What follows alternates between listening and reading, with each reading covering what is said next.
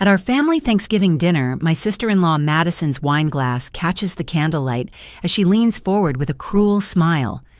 "Your parents only love you when you're paying their bills," she announces to the silent table.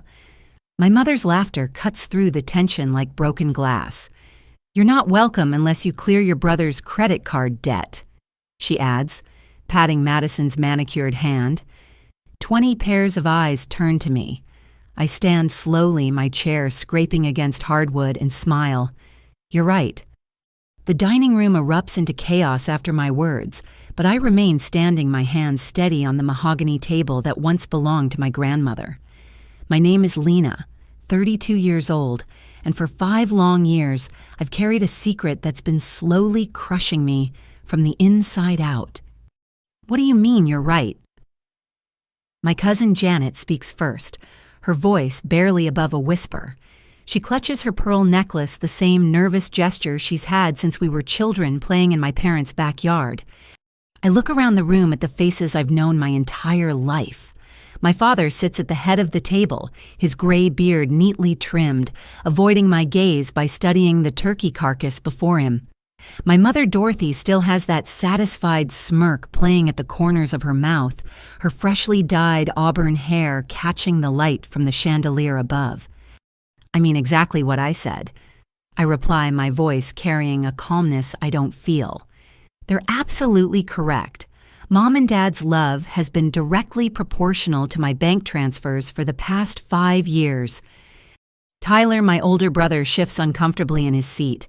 At 35, he still has that boyish charm that's gotten him out of trouble our entire lives. His blue eyes, so similar to mine, dart between Madison and our parents. Madison herself looks triumphant, her professionally whitened teeth gleaming as she takes another sip of her Pinot Noir. "Lena, sweetheart." My mother begins her tone, switching to the false sweetness she reserves for public manipulation. "You're being dramatic. We've never asked you for anything you couldn't afford." I reach into my purse, pulling out my phone with deliberate slowness. $3,000 a month for 60 months. That's $180,000, not counting the emergency requests. Should I show everyone the bank transfers? My Aunt Patricia gasps from across the table. Uncle Robert nearly chokes on his stuffing. The younger cousins stop their conversations to stare at the unfolding drama. "You make good money at that consulting firm." My father finally speaks, his voice gruff with irritation. "Family helps family. That's how we raised you." "Interesting philosophy, Dad," I respond, scrolling through my phone, especially considering Tyler here makes $30,000 more than I do annually as a software engineer at Morrison Tech. Yet somehow his contribution to your monthly expenses has been exactly $0 and 0 cents. Madison's perfectly sculpted eyebrows rise in practiced surprise. "Tyler and I have our own expenses. We're saving for Benjamin's college fund." She gestures to their 4-year-old son, who's blissfully unaware of the tension playing with his mashed potatoes. "Of course you are," I say, noting the designer watch on her wrist that costs more than 3 months of my parents' mortgage. "And that new BMW X5 in the driveway, also for Benjamin's education." The room falls silent again, but this time it's different. I can feel the shift in energy as family members start to piece together a puzzle they didn't know existed. My phone buzzes with a text, but I ignore it, maintaining eye contact with my mother. "You ungrateful child," she hisses, dropping all pretense of sweetness. "After everything we've done for you." "Everything you've done?" I laugh, but there's no humor in it. "You mean like telling me Dad's business failed when I was 27? Like convincing me that you'd lose the house without my help? Like guilting me every single month about being a good daughter while Tyler lived his best life?" My cousin Marcus, who works in banking, leans forward. "Wait, Lena, are you saying you've been paying their entire mortgage? Mortgage, utilities, insurance, medical bills, groceries, and let's not forget Mom's monthly shopping allowance." I list off on my fingers. All while being told they're on the verge of bankruptcy. Tyler finally finds his voice. "Lena, you're making it sound like some conspiracy. Mom and Dad needed help. You could afford it." "Could I challenge him. Do you know I've been living in the same one-bedroom apartment for 5 years because I can't save for a house down payment? Do you know I drive a 12-year-old Honda while funding Mom's lease on her Lexus? Madison interjects with her practiced therapist voice, though she's actually a lifestyle blogger. Lena, it sounds like you have some resentment issues we should address privately. This isn't the time or place. Oh, but it is. I counter, feeling years of suppressed anger rising to the surface. You see, Madison, when you publicly announce that my parents only love me for my money, you make it exactly the right time and place. My teenage cousin Sophia, always glued to her phone, suddenly speaks up. Aunt Dorothy, is this why you told my mom that Lena was too selfish to have children? Because she said she couldn't afford them. My mother's face flushes red. That's taken out of context. What context? Sophia's mother, my Aunt Linda, demands. You told me Lena was choosing career over family. Meanwhile, she's been supporting your entire household. The facade begins to crumble. I watch as my father's shoulders slump as my mother's perfectly composed expression starts to crack. Tyler loosens his tie, a nervous habit from childhood.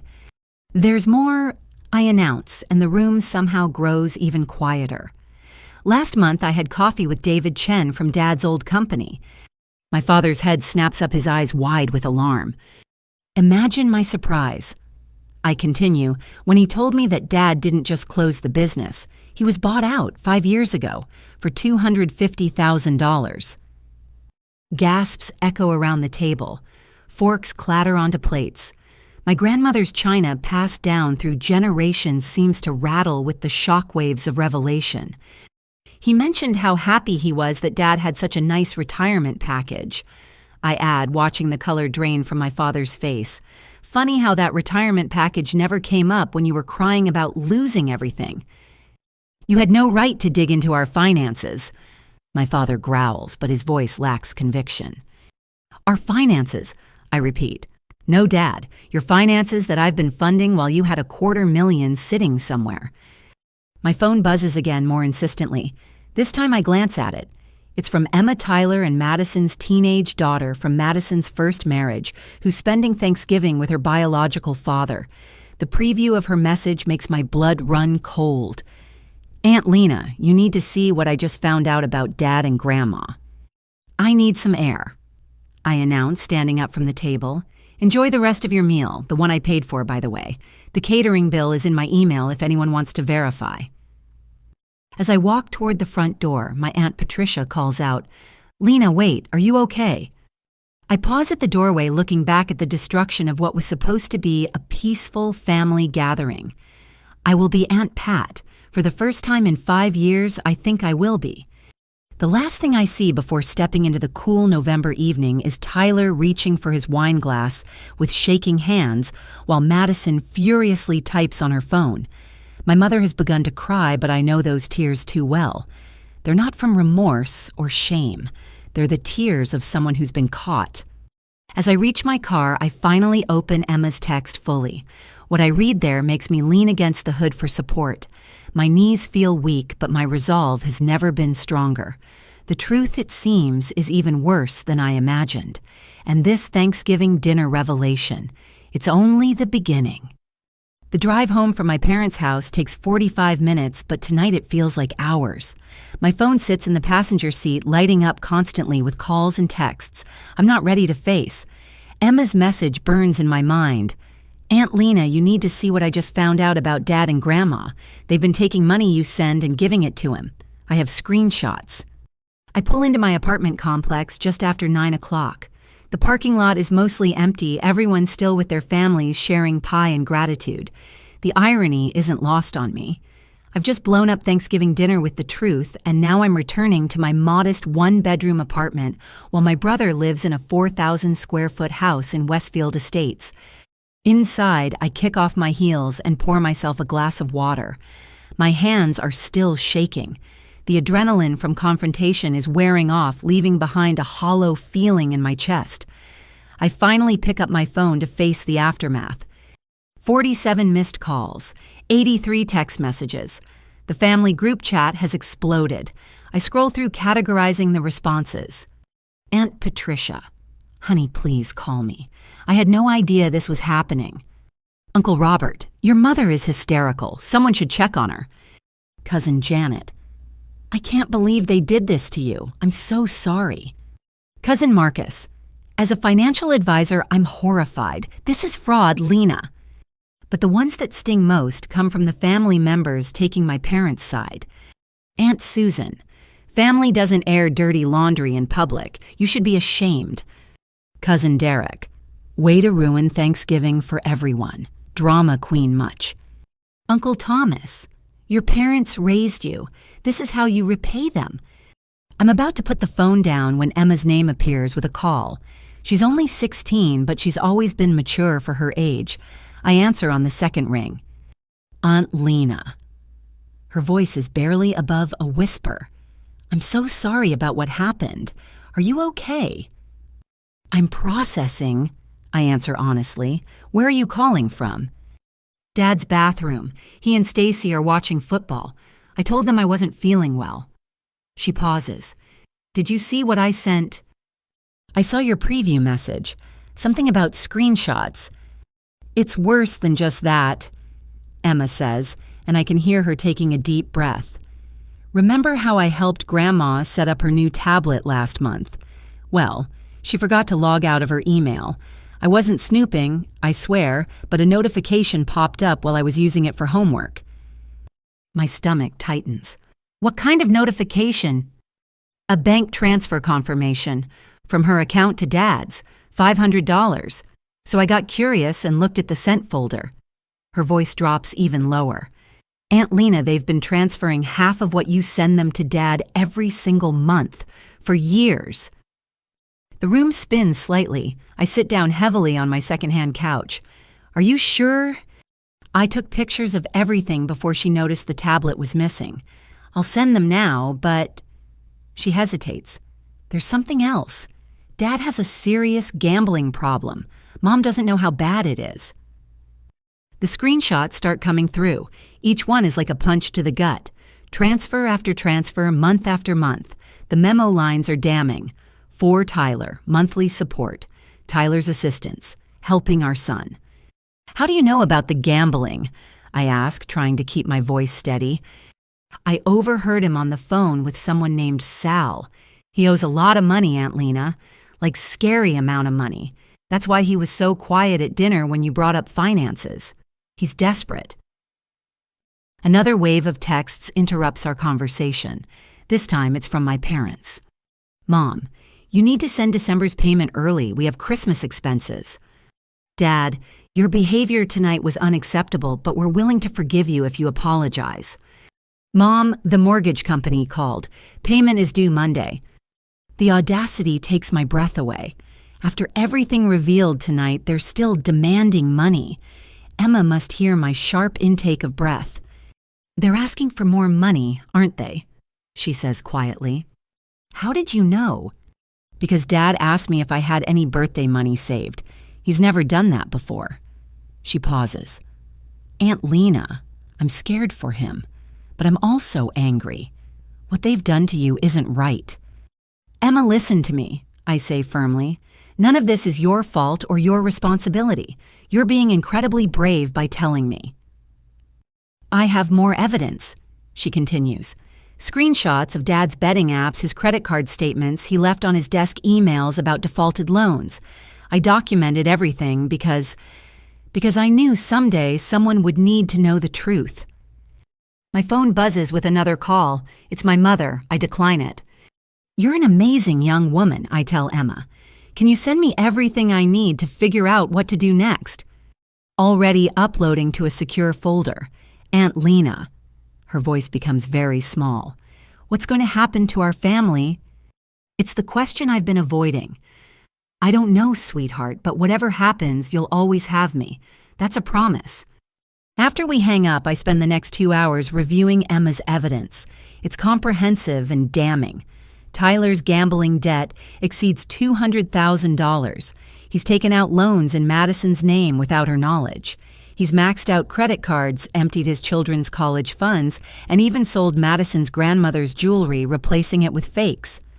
My laptop dings with an email notification. It's from my apartment complex. My lease renewal has been denied due to recent negative credit inquiries. My blood runs cold. I haven't applied for any credit recently. I log into my credit monitoring service, something I've neglected lately because I've been so focused on sending money to my parents. What I see makes me stagger to the bathroom, where I lose what little Thanksgiving dinner I managed to eat. 7 new credit cards opened in my name over the past 6 months, 3 personal loans, a car lease for a vehicle I've never seen, and the worst, a mortgage application for a property I don't recognize with my signature forged as a co-signer. The TV in my living room suddenly seems too loud even though it's on mute. The walls feel like they're closing in. My safe small apartment no longer feels like a refuge. It feels like a trap. My phone rings again. This time it's a number I don't recognize. Against my better judgment, I answer. Ms. Lena Morrison. The voice is professional concerned. This is Thomas Bradley from First National Bank's Fraud Department. We've detected some unusual activity on accounts connected to your Social Security number. Are you available to discuss this matter? Yes, I whisper, sinking back onto the couch. I think I've just discovered it myself. I'm sorry to hear that, ma'am. Can you come to our main branch tomorrow morning? Given the holiday weekend, I'm making special arrangements to meet with you. This appears to be a serious case of identity theft. We arranged to meet at 8 in the morning. After hanging up, I sit in the darkness of my apartment, not bothering to turn on the lights. The city lights twinkle through my window, other people living their lives unaware that mine is crumbling. Another text from Emma appears. Aunt Lena, I forgot to mention. I saw Grandma at the bank with Dad last Tuesday. They had a lot of papers. The bank lady looked uncomfortable. I think they were trying to get another loan. The pieces start falling into place. The sudden increase in my parents' financial needs, their insistence on early payments, Tyler's desperation at dinner. They're all connected, and I'm the common denominator. The family ATM they've been draining dry while planning to empty completely. I finally turn on a lamp and grab a notebook. If they want to play this game, I need to be prepared. I start documenting everything, every payment, every guilt trip, every lie. 4 hours later, as November 24th becomes November 25th, I have 23 pages of notes and a folder full of bank statements. The last text of the night comes from Madison. You've upset everyone with your theatrics. I hope you're satisfied. Tyler is having a panic attack. As a family, we should support each other, not tear each other down. Your jealousy of our success is showing. I almost laugh at the irony. Success built on my stolen identity and financial sacrifice. Success funded by fraud and gambling debt. Success that's about to come crashing down. Tomorrow I'll go to the bank. Tomorrow I'll start the process of reclaiming my life. But tonight, in the quiet of my small apartment, I allow myself to feel the full weight of the betrayal. My family hasn't just taken my money. They've stolen my future, my credit, my ability to trust. And somewhere across town, my brother is having a panic attack, not because he hurt me, but because his con game is over. The house of cards is falling, and this time I won't be the one paying to rebuild it. The First National Bank building stands like a glass and steel monument to financial security in downtown Indianapolis.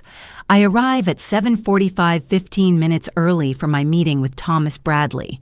My hands shake as I grip the folder containing my documentation. I've had 3 hours of sleep sustained only by coffee and the burning need for answers.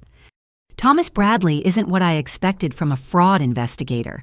He's younger, maybe early 40s, with kind brown eyes behind wire-rimmed glasses. His handshake is firm but gentle as he leads me to a private office. Ms. Morrison, I appreciate you coming in so quickly. He begins settling behind his desk. I've pulled some preliminary reports. What I'm seeing is concerning. How bad is it? I ask, though part of me doesn't want to know. He turns his computer monitor toward me. 7 credit cards totaling $95,000 in available credit, $62,000 already spent. 3 personal loans totaling $45,000. A car lease for a 2024 Mercedes-Benz GLE. Each line item feels like another nail in a coffin I didn't know was being built. I didn't apply for any of these. I believe you, Thomas says, pulling out additional paperwork. The applications all originated from IP addresses in this area, but the spending patterns don't match your historical behavior. Multiple luxury purchases, cash advances, gambling websites. Gambling websites. My throat feels dry. Significant amounts. Someone's been using these cards at online casinos, sports betting platforms, and poker sites. He pauses, studying my face. Ms. Morrison, do you have any idea who might have access to your personal information? My family. I whisper then stronger. My parents and brother. I've been supporting them financially for years. His expression shifts from professional concern to something deeper. I see. And this mortgage application, he slides a paper across the desk. It's for a property at 4721 Maple Grove Lane. The purchase price is $450,000. My signature is at the bottom, but it's not my handwriting. It's close practiced, but not mine. I've never seen this address, I say, photographing it with my phone. I live in a one-bedroom apartment on the east side. The application was submitted in person at our Westfield branch. We have security footage. He clicks through files on his computer. Tuesday, November 19th, 2:47 p.m. The screen fills with grainy security footage. My mother enters the frame first, wearing her favorite purple coat. Behind her is Tyler carrying a manila folder. They approach a desk where a young loan officer waits. The timestamp matches Emma's message about seeing them at the bank. That's my mother and brother. I confirm, my voice surprisingly steady. Can you zoom in on what they're carrying? Thomas enhances the image. In Tyler's folder, I can make out what looks like bank statements, tax returns, and other financial documents. My mother is holding what appears to be a driver's license. Is this you? He freezes the frame where my mother hands over the ID. I lean closer. It's my driver's license photo, but something's off. That's my picture, but I renewed my license 6 months ago. This is the old one that I thought I'd lost. They've been planning this for a while, Thomas says gently. This level of identity theft, especially within families, is more common than you'd think, but the scale here is unusual. What about the mortgage? Did it go through? He shakes his head. The loan officer had concerns. The documentation seemed off, and your mother appeared nervous.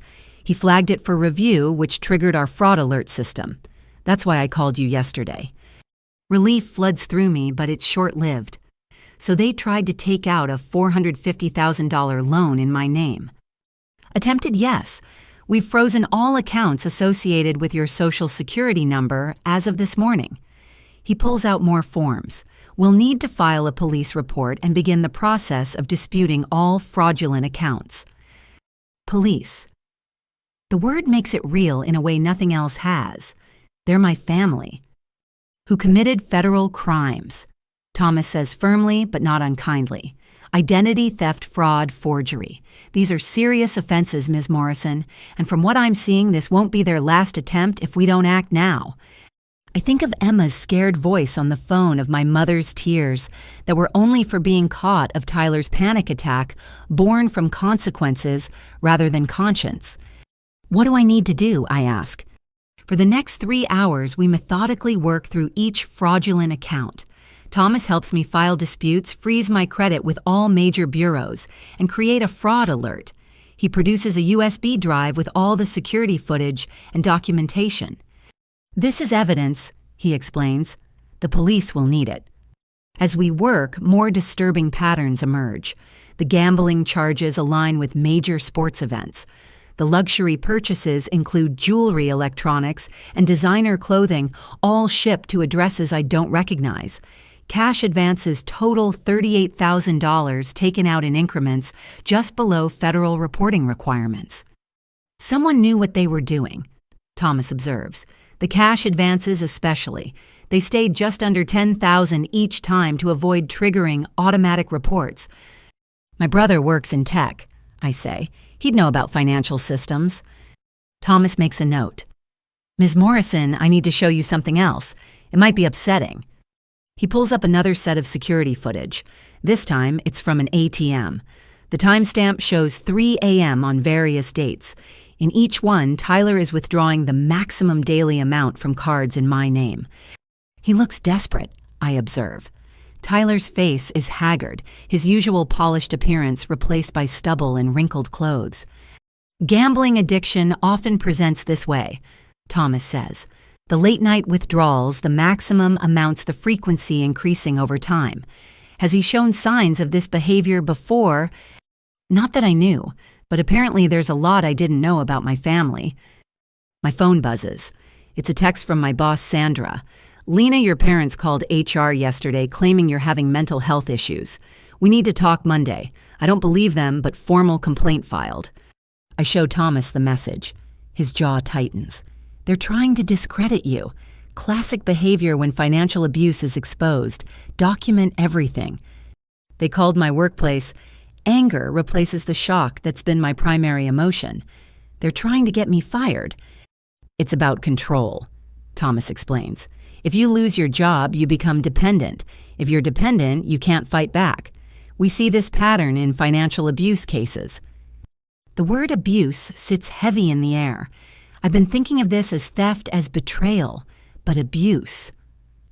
The systematic nature of it, the psychological manipulation, the attempts to isolate me from support systems. He's right. Ms. Morrison. Thomas continues, I recommend you speak with our legal partner, Sarah Winters. She specializes in cases like this, family financial fraud with identity theft components. He hands me a business card. Sarah Winters, attorney at law, specializing in financial crimes and family law. Is it really that serious? I ask, though I already know the answer. Your credit score has dropped 200 points. You have almost $200,000 in fraudulent debt. Your family attempted to add another $450,000. Your employer has been contacted with false claims about your mental stability. He lets each point sink in. Yes, it's that serious. I stand to leave my legs unsteady. The folder of evidence weighs heavy in my hands. Thank you, Mr. Bradley. You've been incredibly helpful. Lena, he says, dropping the formality. I see cases like this more often than I'd like. The family aspect makes it harder but not less criminal. You're doing the right thing. Outside the bank, the November air hits me like a wall.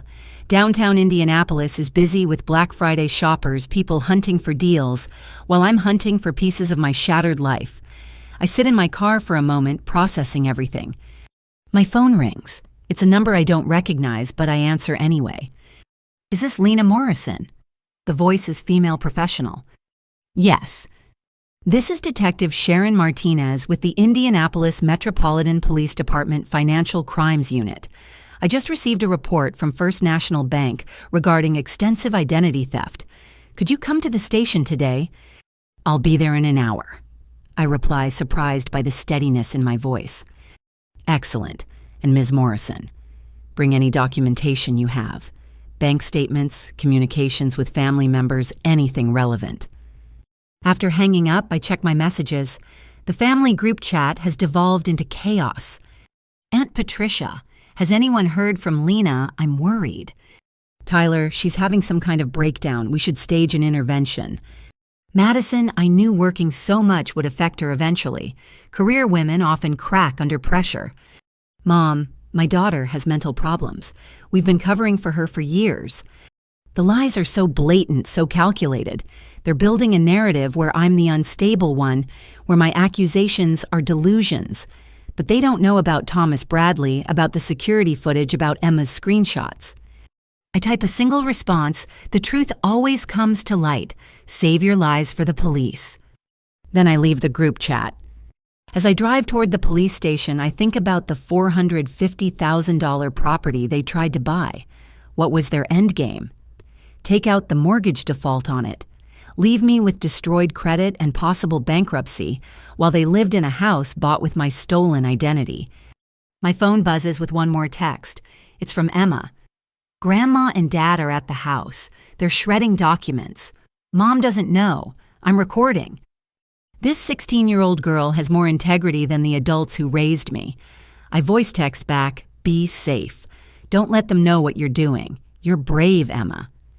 The police station looms ahead. Once I walk through those doors, there's no going back. My parents will become suspects. Tyler will face investigation. The family that's already fractured will shatter completely. But as I park and gather my evidence, I realize something important. They shattered this family the moment they decided I was nothing more than a bank account to drain. They destroyed it with every forged signature, every guilt trip, every transfer to Tyler, while crying poverty to me.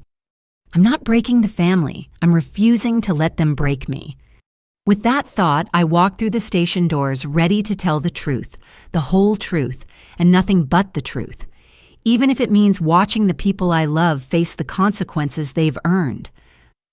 3 days after filing the police report, I call a family meeting. Not at my parents' house, where they control the environment, but at a neutral location, the conference room at the Marriott downtown. I pay for the space myself, wanting no obligations or guilt trips attached to this confrontation. I arrived 30 minutes early to set up. My lawyer, Sarah Winters, offered to attend, but I need to do this myself. I arrange chairs around the conference table, place water bottles at each seat, and connect my laptop to the projection system. The evidence Emma sent fills several folders on my desktop waiting. Sarah did give me one piece of advice. Record everything. Indiana is a one-party consent state. You have every right to document this meeting. The small digital recorder sits in my jacket pocket, already running. My Aunt Patricia arrives first, as I knew she would. Her warm embrace nearly breaks my resolve. "Honey, I've been sick with worry," she says, studying my face. "You look exhausted." "I haven't been sleeping much," I admit. "Did you know Aunt Pat any of it?" Her eyes fill with tears. "I suspected something was wrong. Your mom always cried poverty but had new clothes. Tyler complained about money but drove expensive cars. But I never imagined—" "None of us did," I assure her, squeezing her hand. Others trickle in over the next 20 minutes. Uncle Robert and Aunt Linda, cousins Marcus and Janet, even Great-Aunt Helen, who drove 2 hours from Fort Wayne. The family members who took my parents' side noticeably absent, including Uncle Thomas and Cousin Derek. At exactly 2 o'clock, my parents enter with Tyler and Madison. My mother wears her church outfit, a calculated choice to appear respectable and wronged. My father has his stern patriarch expression fixed in place. Tyler looks haggard, dark circles under his eyes, while Madison appears camera-ready, as always, though her designer handbag is a style from 3 seasons ago. "This is ridiculous," my father announces before even sitting, calling meetings like we're some corporation. "Family doesn't behave this way." "Family doesn't commit fraud either, yet here we are," I respond, standing at the head of the table. "Lena, sweetheart." My mother begins, but I hold up my hand. "Save the manipulation. Everyone here deserves the truth, the whole truth." I click to the first slide on my presentation.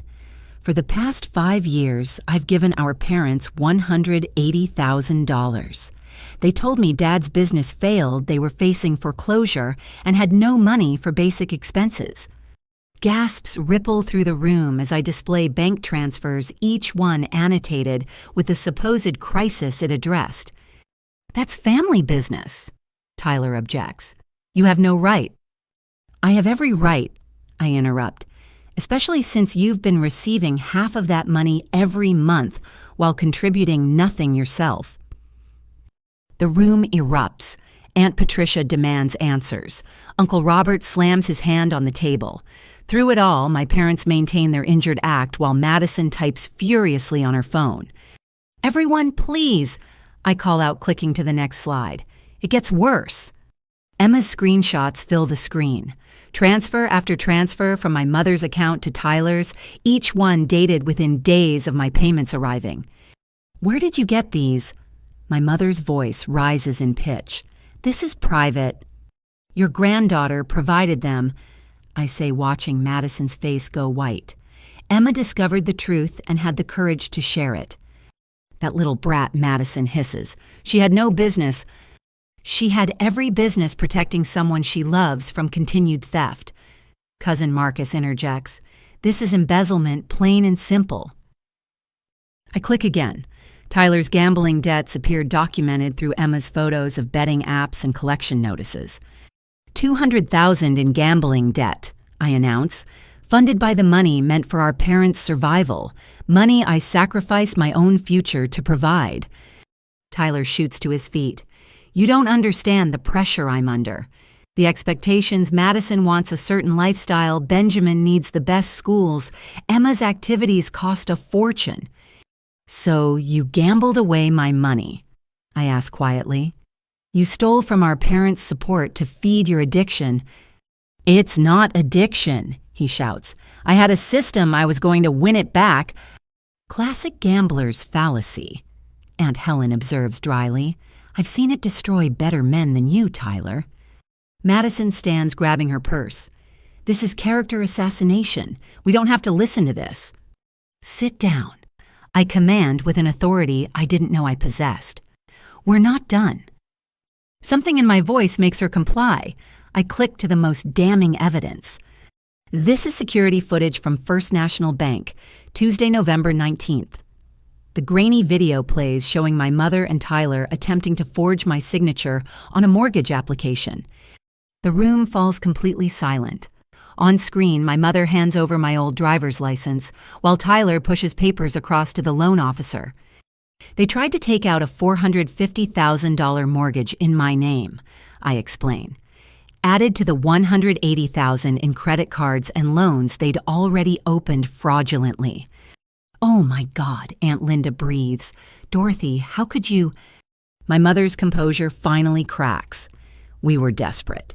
Do you know what it's like to pretend everything's fine when you're drowning, to watch your son struggle while your daughter hoards money? Hoards money. I laugh bitterly. I live in a one-bedroom apartment. I drive a 12-year-old car. I haven't taken a vacation in 5 years. Meanwhile, you have a Lexus and a secret $250,000 from Dad's business sale. Another explosion of shock. This time my father speaks. How do you know about that? His voice is dangerous, the tone that used to scare me as a child. David Chen told me, I reply calmly. Imagine his surprise when he learned you'd been claiming poverty while sitting on $250,000.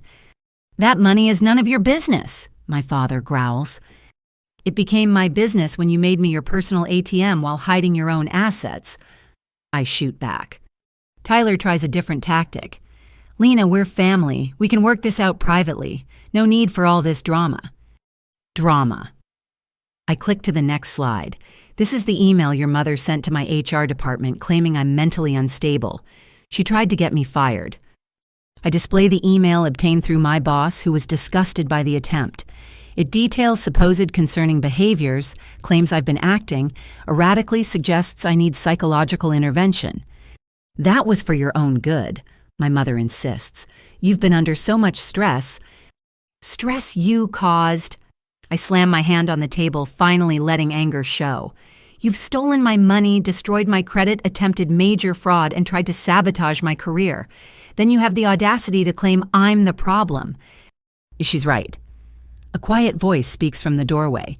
Everyone turns to see Emma standing there, her father, Madison's ex-husband, behind her. Emma, Madison shrieks.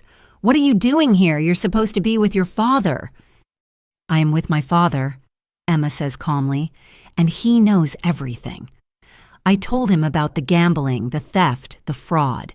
He's filing for full custody. Madison lunges toward her daughter, but her ex-husband James steps between them. Don't, he warns. Emma's shown me everything. The credit cards you didn't know Tyler opened in your name too, the loans against your car, the fact that he sold your grandmother's real jewelry and replaced it with fakes. Madison staggers back. What? Did you really think I wouldn't notice Mom? Emma asks sadly. Grandma Morrison's emerald ring, it's glass now. Her pearl necklace, fake. Tyler sold them 6 months ago to cover gambling debts. Tyler. Madison turns to her husband, her perfect facade crumbling. Is this true? His silence is answer enough. I have the pawn shop receipts. Emma adds, pulling out her phone. $47,000 worth of your jewelry, Mom, gone. The room watches Madison process this betrayal. The woman who started this meeting so smug now looks shattered. You stole from me, too. Her voice is barely a whisper. I was gonna buy it back, Tyler mumbles, when I won big. The same excuse you used for stealing from Lena, Marcus observes. Classic addict behavior. Stop calling me an addict, Tyler shouts. You don't understand the pressure, the expectations. Everyone thinks I'm successful, but it's all a lie. The house is mortgaged 3 times over. The cars are leased credit cards maxed out. I needed a big win to fix everything. So you decided to destroy your sister's life to fund your delusions, Uncle Robert asks disgustedly. My mother tries one last manipulation. Lena, please. We made mistakes, but we're family. Family forgives. I stand gathering my laptop and materials. Family doesn't systematically destroy each other. Family doesn't steal identities, forge signatures, or attempt to ruin careers. Where are you going? My father demands. To meet with Detective Martinez. She's expecting an update after this meeting. I pause at the door. You have 48 hours to get attorneys. The fraud charges will be filed Monday morning. You'd send your own parents to jail. My mother's voice cracks.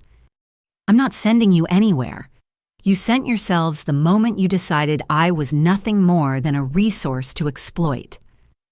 I look around the room at my extended family. I'm sorry you all had to witness this, but you deserve the truth. Aunt Patricia stands.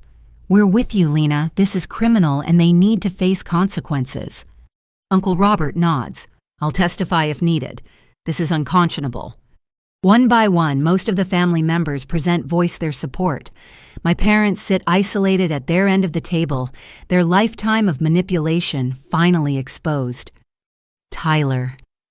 Madison says quietly, I want a divorce, and I want you out of the house tonight. Baby, please, he starts. Don't, just don't. She turns to me. Lena, I owe you an apology. I was horrible at Thanksgiving. I didn't know. But you suspected, I reply. You knew something wasn't right with the money and you chose to look away as long as you benefited. She nods, tears ruining her perfect makeup.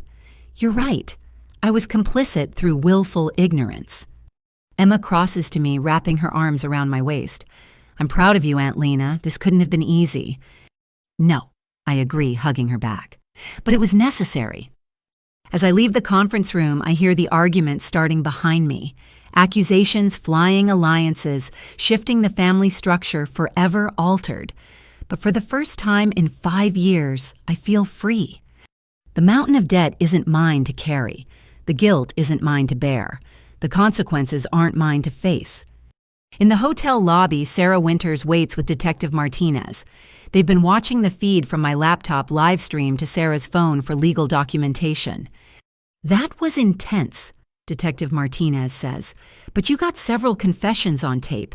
This will make prosecution much easier. What happens now? I ask. Now we build the case, Sarah replies. With what we just witnessed, plus the bank evidence and Emma's documentation, we have enough for arrest warrants. I nod, suddenly exhausted. The adrenaline that carried me through the confrontation is fading, leaving behind a bone-deep weariness. Go home, Sarah advises. Rest. The legal system takes over from here. As I drive home, my phone buzzes constantly with messages from family members. Some supportive, some still in shock, a few angry that I've destroyed the family's image. I ignore them all. Tonight, in my small apartment that my family mocked, I'll sleep peacefully for the first time in years. Not because justice has been served yet, but because the truth is finally free. And sometimes the truth is the sharpest weapon of all.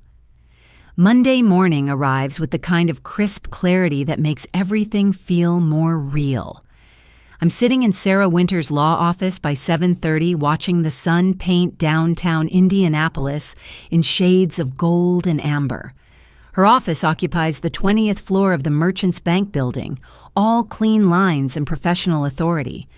Sarah herself is nothing like I expected when Thomas Bradley first recommended her. In her early 50s, with silver-streaked auburn hair and laugh lines that suggest she hasn't let her serious profession steal her humanity, she radiates the kind of confidence that comes from winning battles others deemed impossible. Coffee she offers pouring from a French press on her credenza. We have a full day ahead. Please, I accept gratefully. I haven't been sleeping well. That's normal, she assures me, handing me a pristine white mug. Family fraud cases are emotionally exhausting. You're grieving the family you thought you had while fighting the one you actually have. Her words hit deep. I am grieving, though I hadn't named it until now. Detective Martinez will be here in an hour. Sarah continues settling behind her mahogany desk. But first, I want to review our strategy. Based on the evidence from Friday's meeting, we have clear grounds for multiple charges. She opens a leather portfolio thick with documents. Identity theft, forgery, fraud, conspiracy to commit fraud, and potentially racketeering, given the organized nature spanning years. Racketeering.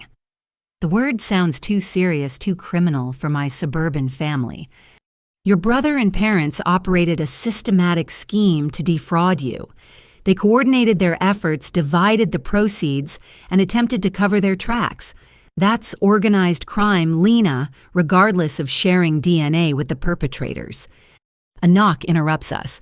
Sarah's assistant shows in Detective Martinez, who looks exactly as I'd pictured from our phone conversations. Mid-40s sharp eyes that miss nothing, and an air of someone who's seen too much but hasn't let it make her cynical. Ms. Morrison, she greets me warmly. I've reviewed the recording from Friday.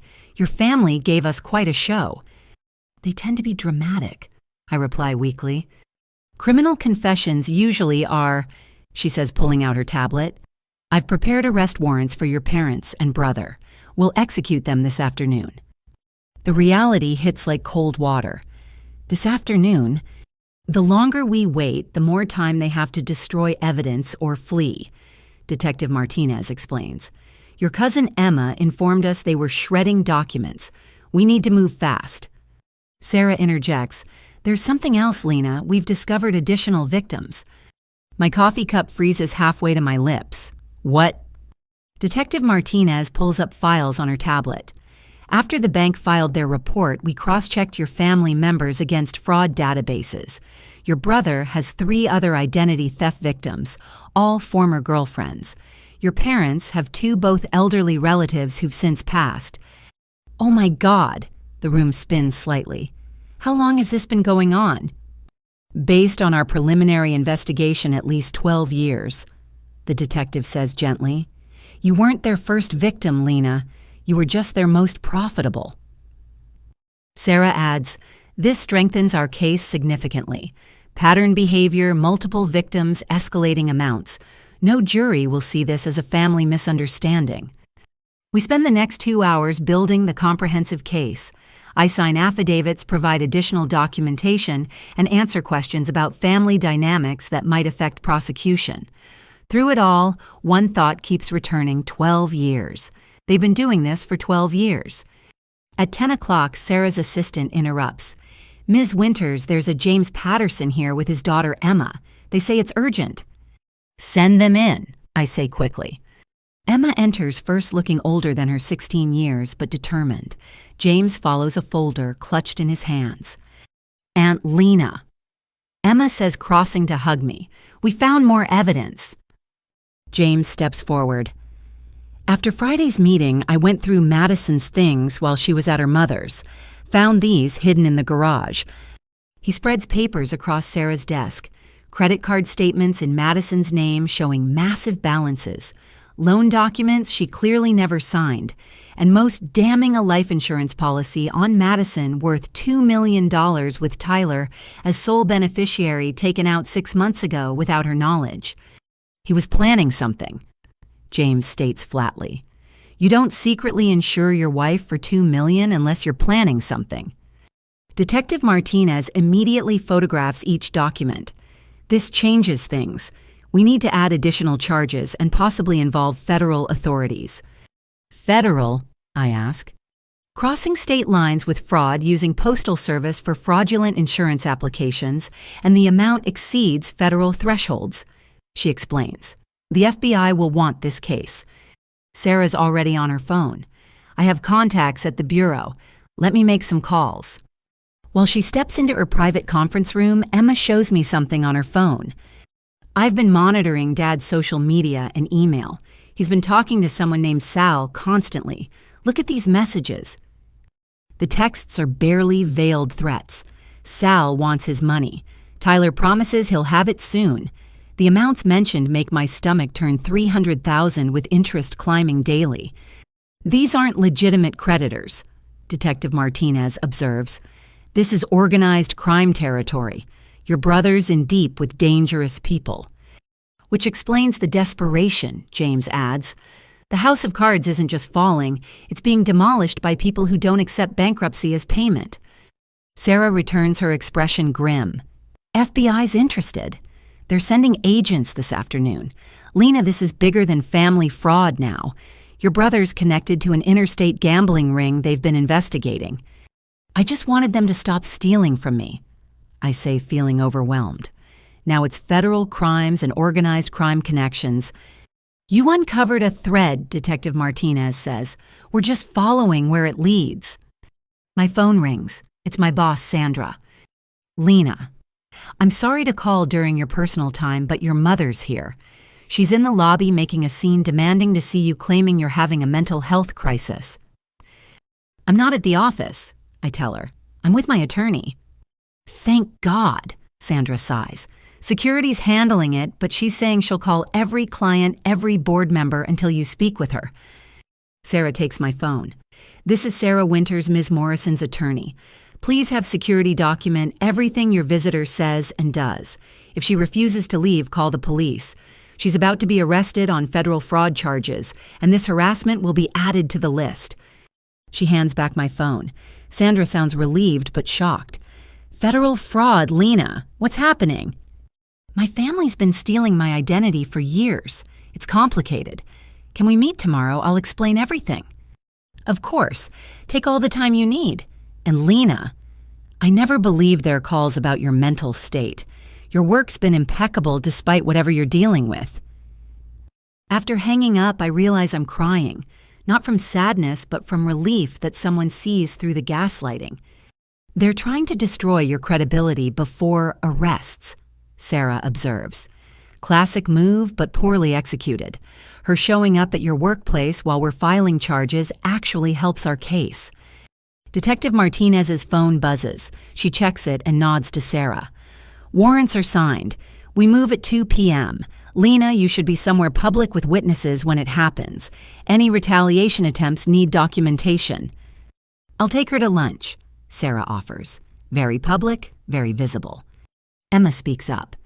Can I stay with Aunt Lena today? I don't want to be home when they arrest Dad. Of course, I say immediately. James. Already arranged. Emma's staying with my sister tonight. I'm meeting with my lawyer about custody modification given Tyler's criminal activities. We spend another hour coordinating. The FBI agents arrive, 2 professionals who take copies of everything and ask probing questions about Tyler's gambling connections. They seem particularly interested in Sal and show me photos of known associates. I've never seen any of these people, I tell them honestly. Good, one agent says. Keep it that way. These aren't people you want to meet. By noon, we're wrapping up. The legal machinery is in motion, grinding forward with inevitable momentum. Sarah drives Emma and me to St. Elmo Steakhouse, Indianapolis's most visible lunch spot for the business crowd. Order whatever you want, she tells us. The firm's covering lunch. Consider it combat pay. Emma tries to smile. Is it wrong that I'm relieved? That sounds terrible, Dad being arrested, but I'm just so tired of the lies and fear. It's not wrong, I assure her. You've been carrying adult burdens no teenager should face. Being relieved it's ending is completely normal. Mom texted. She shows me her phone. She's asking where I am, says Dad's acting strange packing things. Sarah immediately texts Detective Martinez. Within minutes, she responds that they're moving the timeline up, concerned about flight risk. We're halfway through our shrimp cocktail when Sarah's phone rings. She steps away, returning with a carefully neutral expression. They've made the arrests. Your parents were at their home. Tyler was attempting to board a flight to Costa Rica. He was arrested at the airport. Costa Rica doesn't have extradition, Emma says quietly. He researched it last month. I saw the browser history. The rest of lunch passes in a blur. Emma picks at her food while I pretend to eat. Sarah fields calls from various law enforcement agencies coordinating the next steps. Around us, Indianapolis's business elite conduct their normal Monday lunches, oblivious to our small drama. At 3 o'clock, we return to Sarah's office to find it bustling with activity. Detective Martinez waits with updates. Your parents are in custody, both invoking their right to counsel. Tyler's being held on additional charges after they found $50,000 cash in his carry-on. We're tracing the source. The house, I ask. Being searched now with warrants. We've already found multiple shredders running, but our tech team can reconstruct most documents. Your mother had a suitcase packed too hidden in the basement. They were all planning to run, to leave me with destroyed credit, hundreds of thousands in debt, and no way to recover. The betrayal feels fresh, again deeper. What happens now? I ask. Arraignment tomorrow morning, Sarah explains. They'll be formally charged bail set. Given the fraud amount and flight risk, I expect high bail or remand. Will I have to see them? Not tomorrow. You'll need to testify eventually, but for now, the evidence speaks for itself. Emma's been quiet, scrolling through her phone. Suddenly, she gasps. Oh no. What is it? I ask. She shows me a social media post from my cousin Derek. Family turns on family. Lena Morrison sends her own parents and brother to jail over money. Some people value dollars over blood. Disgusting. The comments are already piling up, some supporting him, others defending me. The family civil war has gone public. Don't engage, Sarah advises. Let them show their true colors online. It only helps our case if they're publicly defending fraud. But it still stings. Being painted as the villain when I'm the victim feels like another violation. Detective Martinez offers unexpected comfort. Ms. Morrison, I've worked financial crimes for 15 years. Family fraud is the hardest because victims get blamed for seeking justice. But you've done nothing wrong. They chose to commit crimes. You chose to stop them. That takes incredible courage. As the afternoon wears on, more details emerge. The house search yields boxes of financial documents, many involving other family members' information. The FBI finds connections between Tyler's gambling and a multi-state operation they've been tracking. My parents' bank records show patterns of fraud dating back over a decade. By 5 o'clock, I'm exhausted. Emma's fallen asleep on Sarah's couch, emotionally drained from the day. James arrives to take her to his sister's, promising to keep her informed but protected from the worst details. You did good today, Sarah tells me as I prepare to leave. The hardest part is over. Is it, I ask? They're arrested, but trials, family fallout, rebuilding my credit, and life feels like it's just beginning. You're right, she admits, but you've taken back control. That's the victory here. Everything else is just process. As I drive home, my phone fills with messages. Some family members express shock at the arrests. Others blame me. A few offer support. I ignore them all, focusing on the road and the setting sun painting the sky in shades of justice delayed, but finally arriving. At my apartment, I find a note taped to my door. It's from my elderly neighbor, Mrs. Chen. Saw the news, dear. If you need anything, I'm here. Sometimes the family we choose is better than the one we're born into. Inside, I make tea and sit by my window watching the city lights flicker to life. Somewhere across town, my parents and brother sit in holding cells, their freedom exchanged for years of taking mine. The irony isn't lost on me. Tomorrow begins the long journey of rebuilding. New credit, new boundaries, new understanding of who deserves trust. But tonight, for the first time in years, I don't check my bank balance with dread. I don't fear the next guilt-laden phone call or manipulative text. Tonight, I'm free. And that's worth more than any amount they stole. Tuesday morning hits differently when your family's mugshots are trending on local news sites. I arrive at Meridian Consulting Group at 6:45, hoping to avoid the early crowd, but Sandra's already waiting in my office with 2 cups of coffee and a concerned expression. Lena. She starts then stops, seemingly at a loss. In our 8 years working together, she's never seen me as anything but composed and professional. I know it's a lot. I acknowledge, accepting the coffee gratefully. I wanted to tell you in person what's been happening. For the next 30 minutes, I lay out the whole story. Sandra's expressions shift from shock to anger to disgust as I detail the fraud, the identity theft, the attempted sabotage of my career.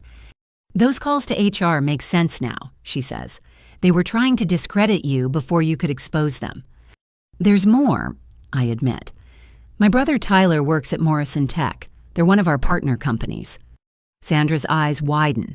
Morrison Tech handles several joint projects with us, including the Henderson Industries implementation I'm leading. We need to loop in legal, she says immediately. If he had access to our shared systems, I already thought of that. I pull out my laptop, showing her my documentation. I've been tracking irregularities in our joint projects for the past 6 months, small things I initially attributed to miscommunication. The patterns once isolated seem innocuous. Delayed deliverables from Morrison Tech's side, budget overruns blamed on our specifications, client complaints about integration issues that somehow always traced back to my recommendations, even when I wasn't involved. He's been sabotaging your work, Sandra breathes. This is corporate espionage. I think it's worse than that. I open another file. These are emails from Tyler to stakeholders at Henderson Industries. He's been poisoning the well, suggesting I'm difficult to work with, that I'm the reason for project delays. Sandra's face darkens. She pulls out her phone. Margaret Chen needs to know about this immediately. Margaret Chen, our CEO, is not someone you disturb at 7 in the morning unless the building's on fire. But Sandra calls anyway, putting it on speaker. Sandra, this better be important. Margaret's voice carries the authority of someone who built a consulting empire from scratch. Lena Morrison's brother has been conducting corporate sabotage against us through Morrison Tech. We have evidence. A pause. I'll be there in 20 minutes. Have legal join us. While we wait, I continue showing Sandra the evidence. Email threads where Tyler inserted himself into conversations he had no business joining. Project files accessed from his credentials during my meetings, ensuring he knew my strategies before I could implement them. Subtle alterations to shared documents that made my proposals seem less favorable. How long has this been going on? Sandra asks. Based on the access logs, about 8 months. Right around when I started limiting financial support to my parents. He was building a case to get you fired, she realizes. If you lost your job, I'd be desperate enough to not notice the identity theft, maybe even need their help. I finish her thought, or at least be too overwhelmed to fight back. Margaret arrives with our chief legal counsel, David Park, and the head of IT security, Rashid Patel. What follows is a forensic dissection of 8 months of corporate manipulation. Rashid's fingers fly over his laptop. I'm seeing unauthorized access to our shared drives from Morrison Tech IP addresses. Someone used elevated permissions to view files they shouldn't have accessed. Tyler's a software engineer, I explain. He'd know how to cover his tracks. Not well enough, Rashid mutters. Amateur hour. He masked his initial entry but got sloppy with subsequent access. I can trace every file he touched. David Park is taking rapid notes. This is corporate espionage, breach of contract, and potentially theft of trade secrets. Morrison Tech is liable for their employees' actions. Margaret's been quietly reviewing the emails Tyler sent to Henderson Industries. Her expression grows colder with each one. He told Henderson you were unstable, she says finally. Suggested they request a different project lead. Used terms like emotional volatility and questionable judgment. Classic gendered sabotage, Sandra observes bitterly. Paint the woman as hysterical, unstable, emotional. My phone buzzes. It's Emma texting from school. News vans at Mom's office. Her company put her on leave. Dad's bail hearing is starting. I show the text to the group. Tyler's bail hearing is this morning. His employer doesn't know about the corporate espionage yet. Margaret smiles. It's not a pleasant expression. They will within the hour. David prepares cease and desist letters for Morrison Tech. Detail every breach. Rashid compile everything for law enforcement. We're adding corporate espionage to Mr. Morrison's charges. What about Henderson Industries? I ask. They've been getting false information about me for months. Leave Henderson to me, Margaret says. Richard Henderson and I go back 20 years. He'll be very interested to know someone's been manipulating his company's relationship with ours. The next 2 hours blur together. Rashid discovers more than we initially thought. Tyler didn't just access my files, he copied entire project proposals, client lists, and pricing strategies. The potential damage runs into millions.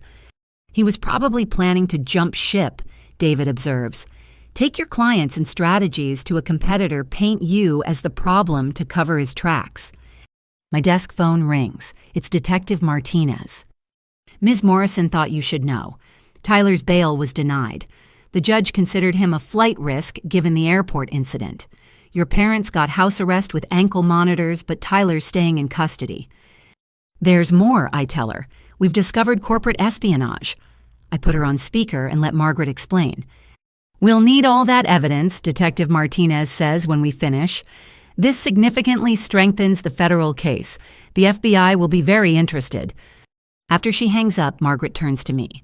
Lena, I need to ask, is there any possibility Tyler had help inside our company?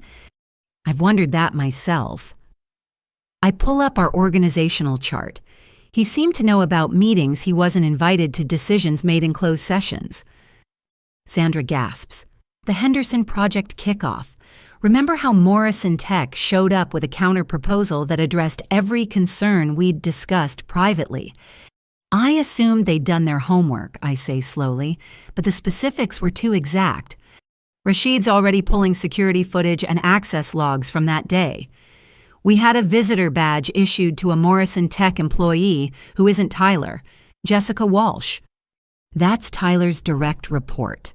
I recognize the name. She's tagged in his social media constantly, office happy hours, team celebrations. I'll review her access, Rashid says. If Tyler had an accomplice...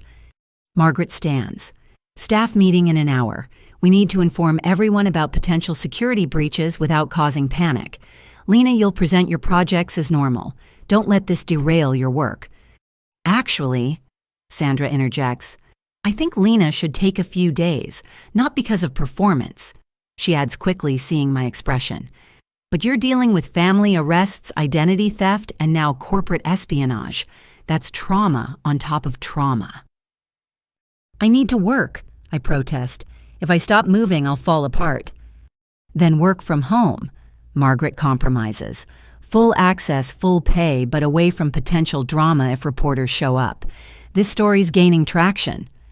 She's right. My phone's been buzzing with calls from unknown numbers all morning. One voicemail is from a reporter at the Indianapolis Star wanting a statement about sending your family to prison over money. David Park offers unexpected support. I can draft a statement if media becomes persistent. Make it clear you're a victim of serious crimes, not a vindictive family member. Would that help? I ask. Public perception matters, he admits. Especially if this goes to trial. Jury pools come from the same public reading these headlines. By 10 o'clock, the corporate investigation has expanded. Rashid's found evidence of Jessica Walsh accessing systems outside her authorization, always within hours of Tyler's intrusions. Margaret's on the phone with Morrison Tech's CEO, who's apparently just learning his company might face massive liability. He's claiming complete ignorance, she reports. Says Tyler was a model employee, high performer, great team player. Sociopaths usually are, Sarah Winters says. She's arrived for a scheduled meeting but quickly becomes absorbed in the unfolding corporate drama. They're charming until they're caught. My phone rings with a number I don't recognize. Against better judgment, I answer. Lena, this is Pastor Williams from your parents' church. My stomach drops. Pastor Williams has known me since childhood, baptized me at 13, counseled our family through various crises. I'm calling about your parents, he continues. They're devastated, Lena. Your mother had to be sedated last night. Your father's age, 10 years. Whatever disagreement you have, surely it doesn't warrant destroying your family. Pastor Williams, I say carefully, aware everyone in the room is listening. Did they tell you they stole my identity, opened credit cards in my name, and tried to take out a fraudulent mortgage? Silence. Then, they mentioned a misunderstanding about finances. A misunderstanding. My voice rises. They committed federal crimes. They destroyed my credit. They tried to get me fired. That's not a misunderstanding, that's a criminal conspiracy. Lena, the Bible teaches forgiveness. It also teaches thou shalt not steal, and thou shalt not bear false witness. I interrupt. They stole hundreds of thousands and are lying about it. Where's your sermon about that? Sarah takes the phone. This is Ms. Morrison's attorney. Any further contact should go through my office. And Pastor, you might want to verify facts before inserting yourself into federal criminal proceedings. She hangs up and hands back my phone. That won't be the last flying monkey they send. Flying monkey, Rashid asks. Narcissist terminology. Emma texts. She's been following our group chat. People who do the narcissist's bidding, usually unknowingly. Grandma and Grandpa are probably calling everyone with their victim story. Margaret's assistant interrupts. Ms. Chen Richard Henderson on line 1. He says it's urgent. Margaret takes the call in her office. Through the glass, we can see her expression shift from professional to genuinely shocked. She gestures for me to join her. Richard, I'm putting you on speaker with Lena Morrison. Ms. Morrison. Henderson's voice is grave. I just received a call from Tyler Morrison. He's in jail asking me to post his bail in exchange for information about supposed irregularities in your work. My knees go weak. Even from jail, Tyler's trying to destroy me. What did you tell him? Margaret asks. That I don't negotiate with criminals, Henderson replies. But I thought you should know. He's desperate and dangerous. He also mentioned something about owing money to people who don't accept excuses. Sal, I whisper. His bookie. Emma said he owes $300,000. Then we have bigger problems, Henderson says. Those kinds of people don't care about jail cells. They'll go after family to collect. Sarah immediately calls Detective Martinez to report the new threat. Margaret insists on hiring security for me, overriding my protests. This isn't just about you anymore, she says firmly. You're a key witness in federal proceedings and now corporate espionage. Your safety affects multiple cases. By noon, my professional life has been turned inside out just like my personal one. But something unexpected emerges from the chaos support. Colleagues express outrage at Tyler's sabotage. The IT team rallies around Rashid to plug security holes. Legal prepares an aggressive response to protect our interests. You've built real relationships here, Sandra observes as we pack up my office for temporary remote work. That's why Tyler's sabotage failed. People know who you really are. My phone buzzes with another text from Emma. Dad's lawyer just quit. Says the case is unwinnable with current evidence. Mom's filed for divorce. Grandma's pastor called asking why the church mortgage payment bounced. Each message reveals another thread in the web of lies unraveling. Tyler borrowed from church's friends anyone who'd listen, always planning to pay it back with the big win that never came. Your family, Margaret says, quietly reading over my shoulder, appears to be a criminal enterprise masquerading as relatives. I'm starting to realize that, I admit, the signs were there. I just love them too much to see. Love makes us blind, she acknowledges, but it shouldn't make us victims. As I leave the office with a banker's box of essential files and a laptop configured for secure remote access, Rashid stops me. Lena, I found something else. Tyler's been in our systems since before you limited their money. The timeline suggests this wasn't retaliation. He's been planning to undermine you for over a year. Why, I ask, though I suspect the answer. based on the patterns building a case to either get you fired or discredit you so thoroughly that no one would believe you about fraud. He pauses. This was premeditated, Lena. Long-term planning to destroy you professionally and personally. The weight of it settles on my shoulders. My own brother spent a year plotting my destruction while smiling at family dinners accepting my money, playing the devoted sibling. Thank you for finding this, I tell Rashid. All of it. Just doing my job, he says, then adds softly, but also Tyler's an idiot. His code is amateur level. You're worth 10 of him professionally. Don't let him make you doubt that. In the parking garage, my new security detail waits by my car. Marcus Thompson, former military police, now private security. He's professional but kind understanding. This isn't a situation I ever imagined needing. Ma'am, he says, I'll be following you home, then maintaining a presence. You won't see me, but I'll be there. This feels surreal, I admit. Financial crimes mixed with gambling debts often turn violent, he says matter-of-factly. Your brother made enemies who don't care about court dates. Better safe than sorry. As I drive home with Marcus's SUV maintaining a careful distance behind me, I reflect on the morning's revelations. Tyler didn't just steal money or commit fraud. He tried to systematically destroy every aspect of my life. Career, finances, family, reputation, all targeted with methodical precision. But he failed. The professional relationships I built on merit and integrity held strong. The documentation habits he mocked as anal retentive became evidence of his crimes. The very persistence he tried to paint as mental instability became the strength that exposed him. My phone rings through the car's Bluetooth. It's Sarah Winters. Lena update. Jessica Walsh from Morrison Tech was just arrested. She confessed to helping Tyler in exchange for promises of a better position when he started his own company with stolen clients. He was planning to start his own company. With your clients, your strategies, and your reputation destroyed so thoroughly, no one would believe you when you claimed theft. Sarah pauses. This wasn't just fraud, Lena. This was an attempt at complete identity theft professionally and personally. I pull into my apartment complex, noticing Marcus positioning his vehicle with clear sightlines to my building. The weight of everything crashes down. My brother didn't just want my money, he wanted my life, my career, everything I'd built through honest work and sacrifice. You still there? Sarah asks. Yeah, I manage, just processing the scope of betrayal. Process it, she advises. Feel it, then channel it into ensuring they face justice. Your testimony will be crucial. Inside my apartment, I lock the door and lean against it.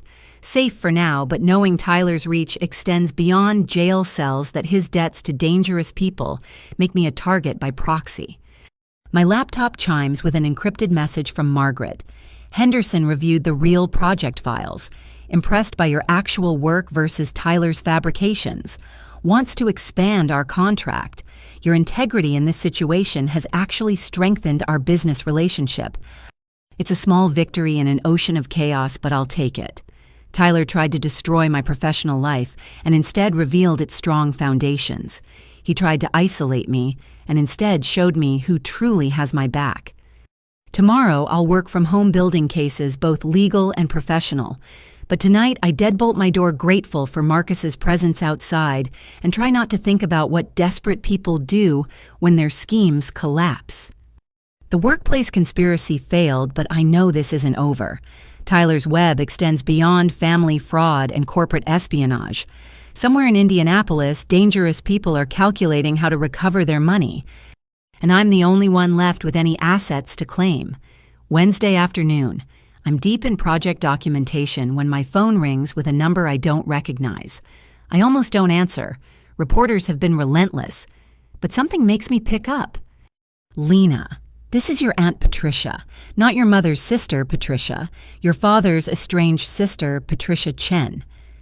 I nearly dropped the phone.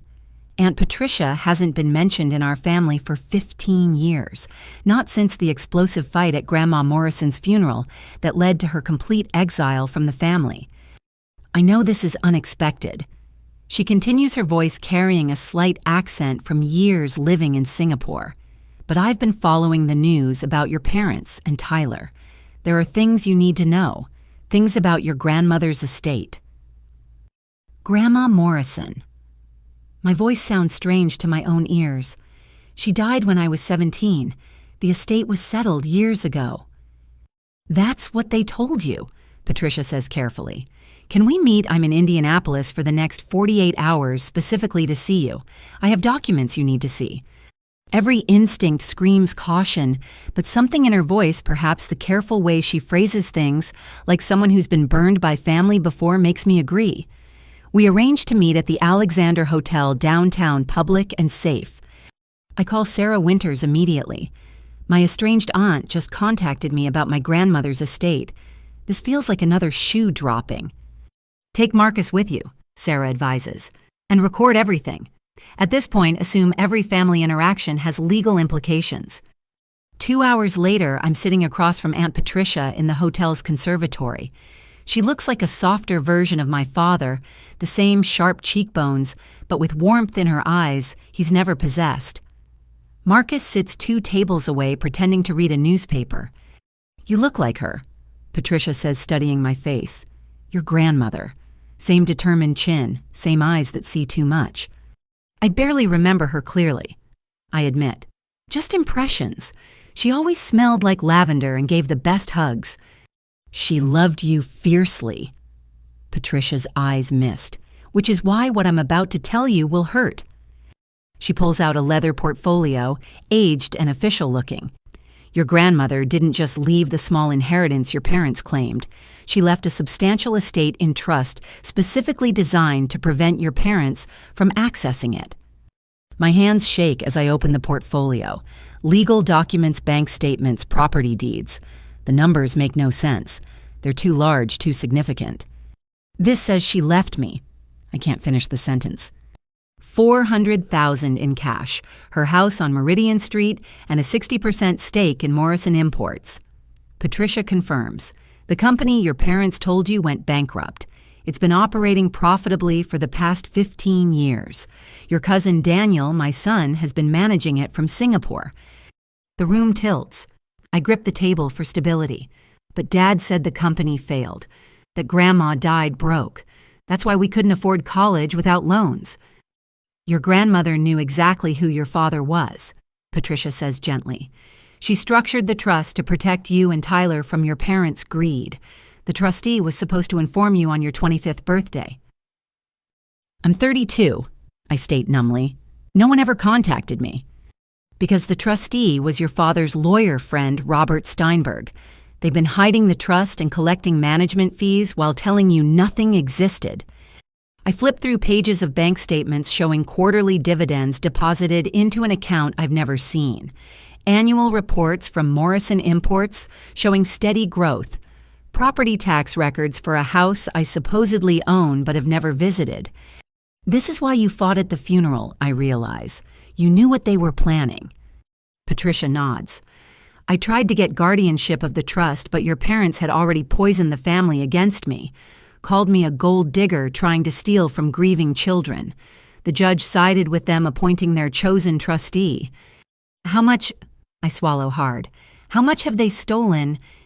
Based on my calculations between dividends, rental income from the house and company distributions, approximately $1.2 million over 7 years.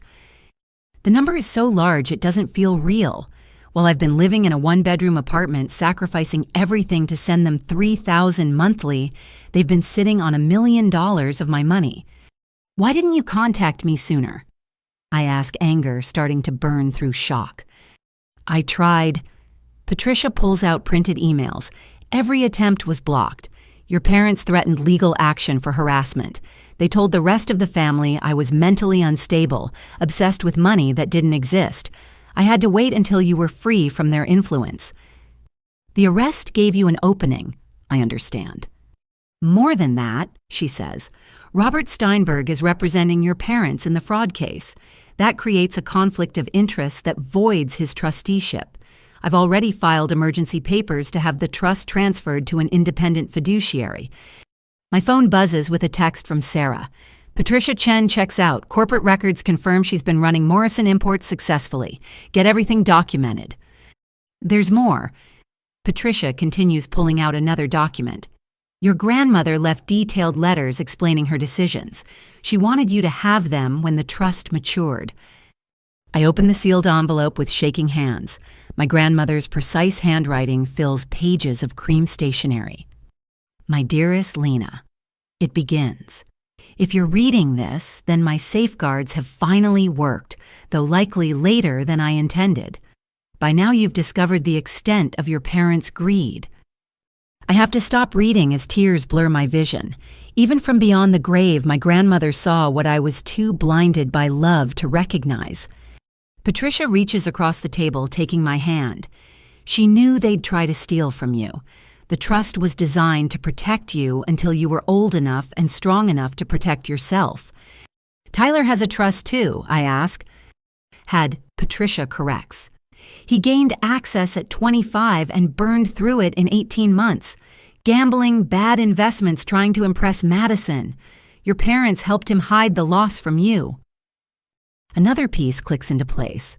Tyler's supposed success, the house, the cars, it was all funded by his trust before he destroyed it. Then they turned my money to maintain the illusion. What about the house, I ask, the one on Meridian Street? Currently rented to a lovely family. I've been monitoring it through a property management company.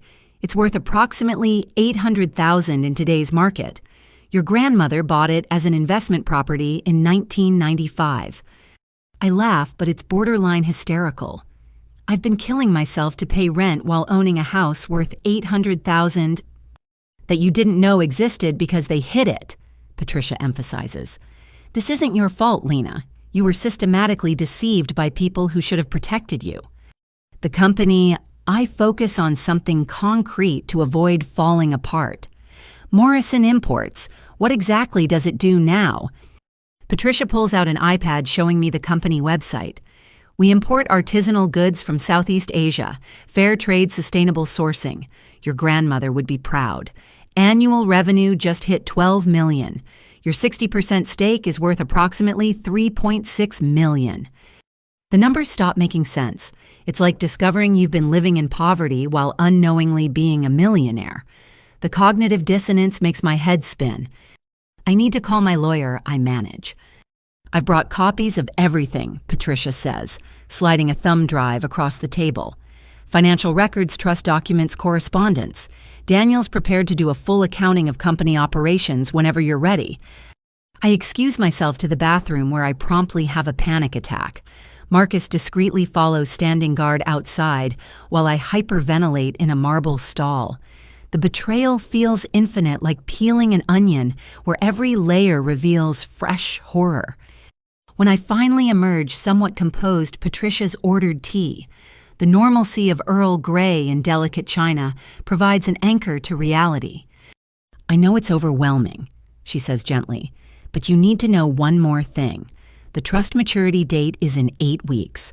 On your 33rd birthday, you'll gain full control of all assets. Your parents know this. That's why the mortgage fraud, I realize. They were trying to steal what they could before I found out. Exactly.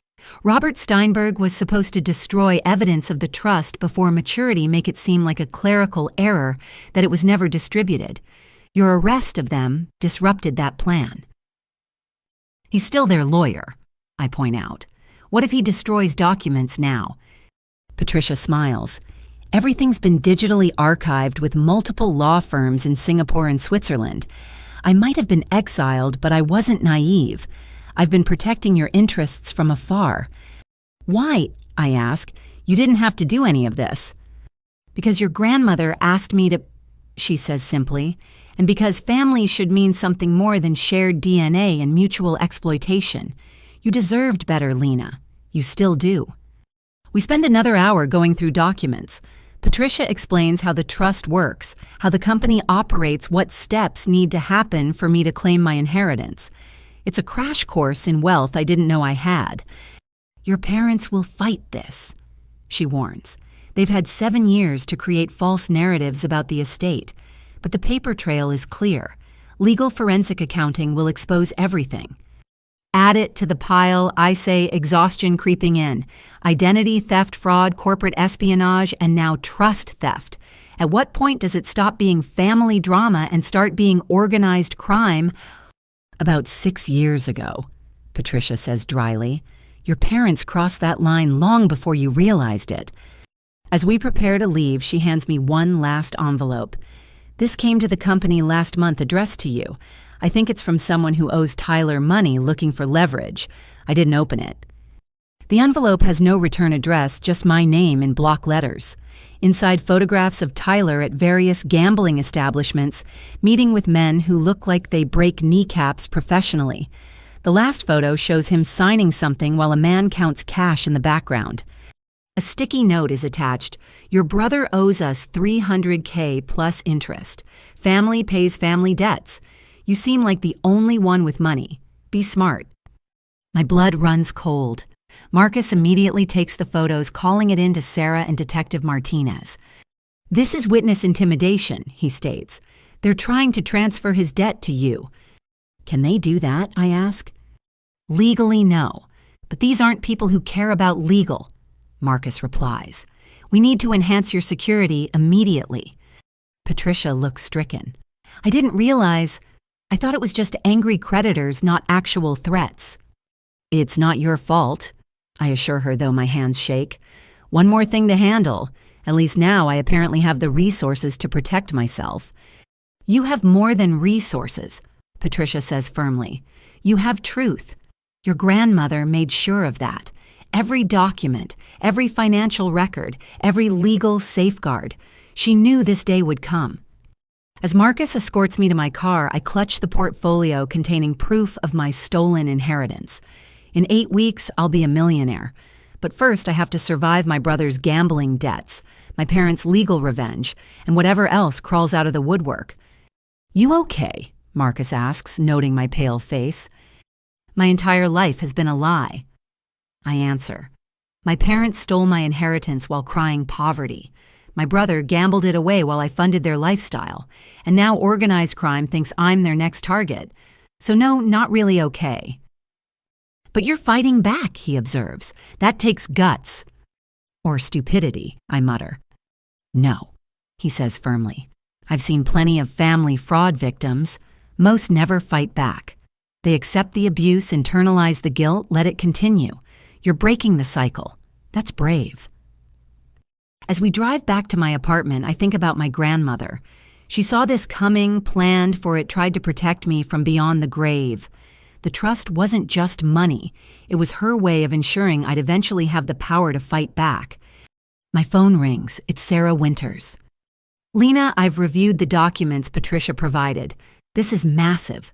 We're talking about criminal breach of fiduciary duty, embezzlement, and fraud spanning years. The FBI will want to add this to their case. How did they think they'd get away with it, I ask. Because they almost did, Sarah replies. If you hadn't caught the identity theft, if Tyler hadn't been arrested trying to flee, if Patricia hadn't kept records, they would have succeeded. The trust would have been looted, documents destroyed, and you'd never have known. But now I do know, I say, steel entering my voice. Now you know, Sarah agrees. And in 8 weeks, you'll have the resources to ensure they face justice for everything they've stolen. Your grandmother made sure of that. As I enter my apartment, Marcus doing his security sweep, I set the portfolio on my kitchen table. Inside are deeds to property. I've never seen statements from accounts I didn't know existed, proof of a company I was told failed. But more than that, it contains evidence of exactly how long and how thoroughly my family has betrayed me. Every monthly payment I scraped together while they sat on millions. Every sacrifice I made while they lived off my inheritance. The anger that rises isn't hot anymore. It's cold, precise, focused. They didn't just steal money. They stole years of my life, opportunities, peace of mind.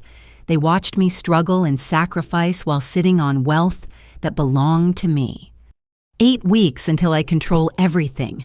8 weeks until the full truth emerges. 8 weeks until my grandmother's plan finally protects me the way she intended.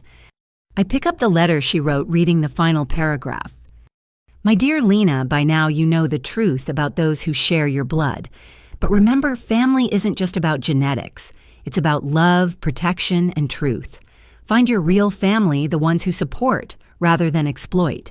You are stronger than you know, wealthier than you imagine, and deserving of so much more than they ever gave you. Live well. It's the best revenge. Through my tears, I smile. Grandma always did give the best advice, and in 8 weeks, I'll have the power to follow it. Thursday morning starts with Sarah Winters arriving at my apartment at 7 sharp, accompanied by 2 additional people I don't recognize. Marcus lets them in after checking credentials, his presence a now familiar comfort in my increasingly dangerous life. This is Jennifer Walsh, forensic accountant, and David Kim, digital security specialist. Sarah introduces them as they set up laptops on my dining table. We're going to war, Lena. Time to go from defense to offense. Jennifer Walsh looks like she could audit the Pentagon before breakfast.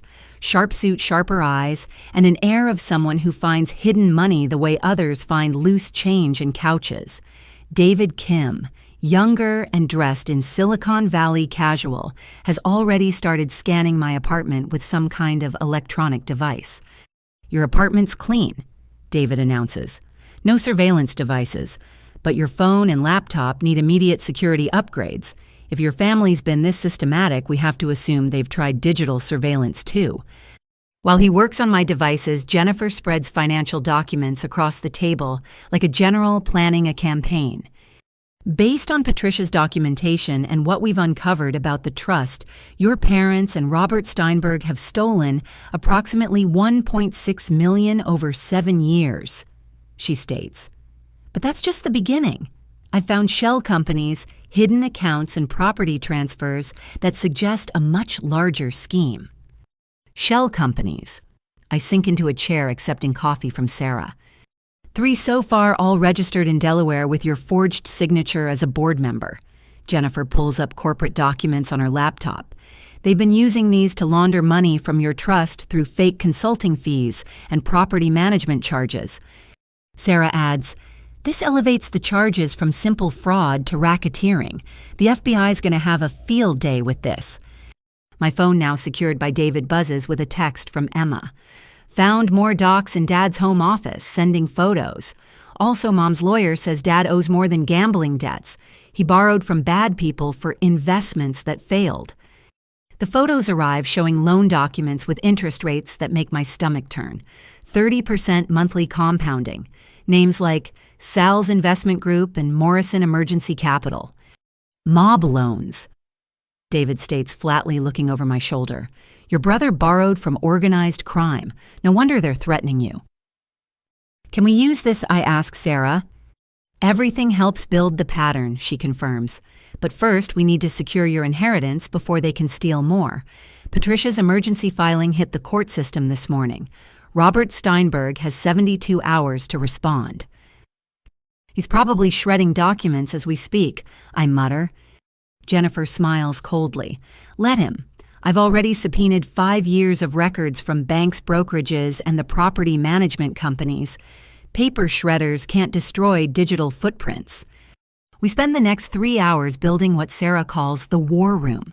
Every financial document, every email, every text message cataloged and cross-referenced.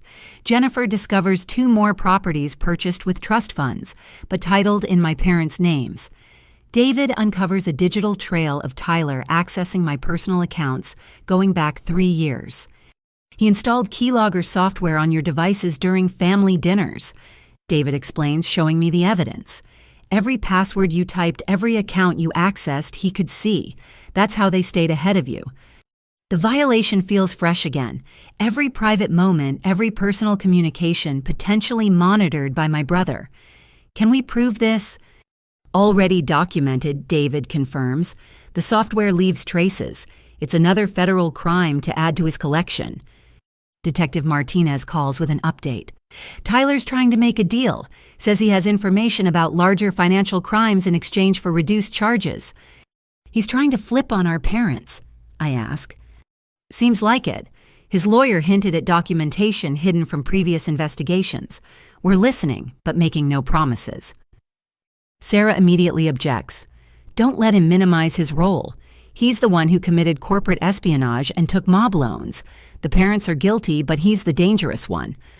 After Martinez hangs up, we return to building our case. Jennifer's excitement grows as she uncovers more financial malfeasance. Your grandmother was brilliant, she says admiringly. The trust structure made it hard for them to steal everything, but they found workarounds. Look at this property management fees of $40,000 annually for a house that maybe costs $10,000 to maintain. The rest went straight to their accounts. For 7 years, I calculate. That's $210,000 just in inflated fees. Plus dividends, company distributions, and investment returns they claimed didn't exist, Jennifer adds. Your parents have been living entirely off your inheritance while taking your monthly payments as spending money. Sarah's phone rings. She steps away, returning with a grim expression. That was the federal prosecutor. They're adding RICO charges based on the shell company evidence. Your parents and Steinberg operated as a criminal organization. This is now officially an organized crime case. The weight of it settles over the room. My family isn't just dysfunctional or greedy, they're officially a criminal enterprise. Emma texts again. Grandma's at the house with some man I don't recognize. They're loading boxes into a van. Should I call someone? I show Sarah, who immediately calls Detective Martinez. They're destroying evidence. Get units there now. On it, Martinez responds. We'll arrest anyone removing potential evidence. 20 minutes later, Emma sends a video. Police cars surrounding my parents' house. My mother being led away in handcuffs again, screaming about harassment. An unfamiliar man also arrested his van full of financial documents and computer equipment. Evidence destruction and witness tampering. Sarah notes with satisfaction. She just violated her house arrest. No judge will grant bail now. Patricia calls from her hotel. I just got served with a cease and desist from Steinberg. He's claiming I'm interfering with trust administration. Perfect, Sarah says when I relay the message. He's acknowledging the trust exists. That's half our battle won. Have Patricia's lawyer respond that we're filing criminal charges for breach of fiduciary duty. The morning continues with revelation after revelation. Jennifer finds investment accounts opened in my name, but controlled by my parents, containing money that should have been in my trust. David discovers Tyler had administrative access to Morrison Imports computer systems, despite never working there. He was siphoning data, David explains. Customer lists, supplier contracts, financial projections. Probably planning to start a competing company or sell trade secrets. To fund his gambling, I realize, everything always comes back to the gambling. Addiction makes people desperate, Sarah observes, and desperate people do stupid things, like stealing from mob-connected bookies and trying to flip on their criminal parents. My laptop pings with an encrypted message from Margaret Chen. Henderson Industries reviewed Tyler's sabotage evidence. They're adding our company to a civil suit against Morrison Tech. Potential damages in the millions. Your documentation made this possible. At least my professional life might recover from this. I forward the message to Sarah, who adds it to our growing case file. Every crime creates ripples, she explains. Tyler didn't just hurt you, he damaged multiple companies' other employees' clients. The full scope is staggering. By noon, we've assembled what Jennifer calls a prosecutor's dream. Financial crimes documented across state lines involving multiple victims using sophisticated methods. The FBI agents who arrive to review our work whistle appreciatively. This is some of the most comprehensive documentation we've seen, Agent Sarah Chen admits. Usually we have to piece together fragments. You've handed us a gift-wrapped case. Thank my grandmother, I reply. She apparently knew this day would come. Agent Chen's partner, Agent Williams, focuses on the mob connection. These creditors Tyler owes, we've been tracking them for years. This might be our way into their organization. Am I in danger? I ask directly.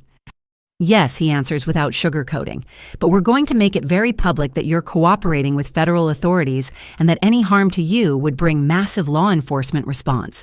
Sometimes the best protection is making you too hot to touch. They leave with copies of everything promising increased federal attention to my safety. Sarah seems satisfied with the morning's work. We've shifted the narrative, she explains. You're not a family member having a dispute.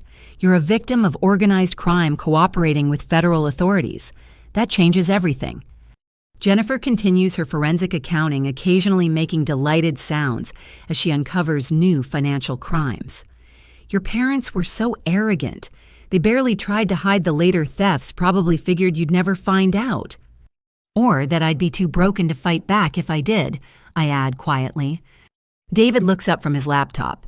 Speaking of fighting back, I've secured all your accounts with military-grade encryption. I've also set up monitoring for any attempts to access your credit or financial records. You'll know instantly if anyone tries anything. Can you trace previous breaches, I ask. Already done, he smiles. Your brother accessed your accounts 247 times over 3 years. Your mother, 63 times. Your father, 18. All documented with timestamps and IP addresses. Even my father, I whisper. The man who taught me about honesty and integrity, who lectured about character and moral values, had been stealing from me too. Sarah squeezes my shoulder.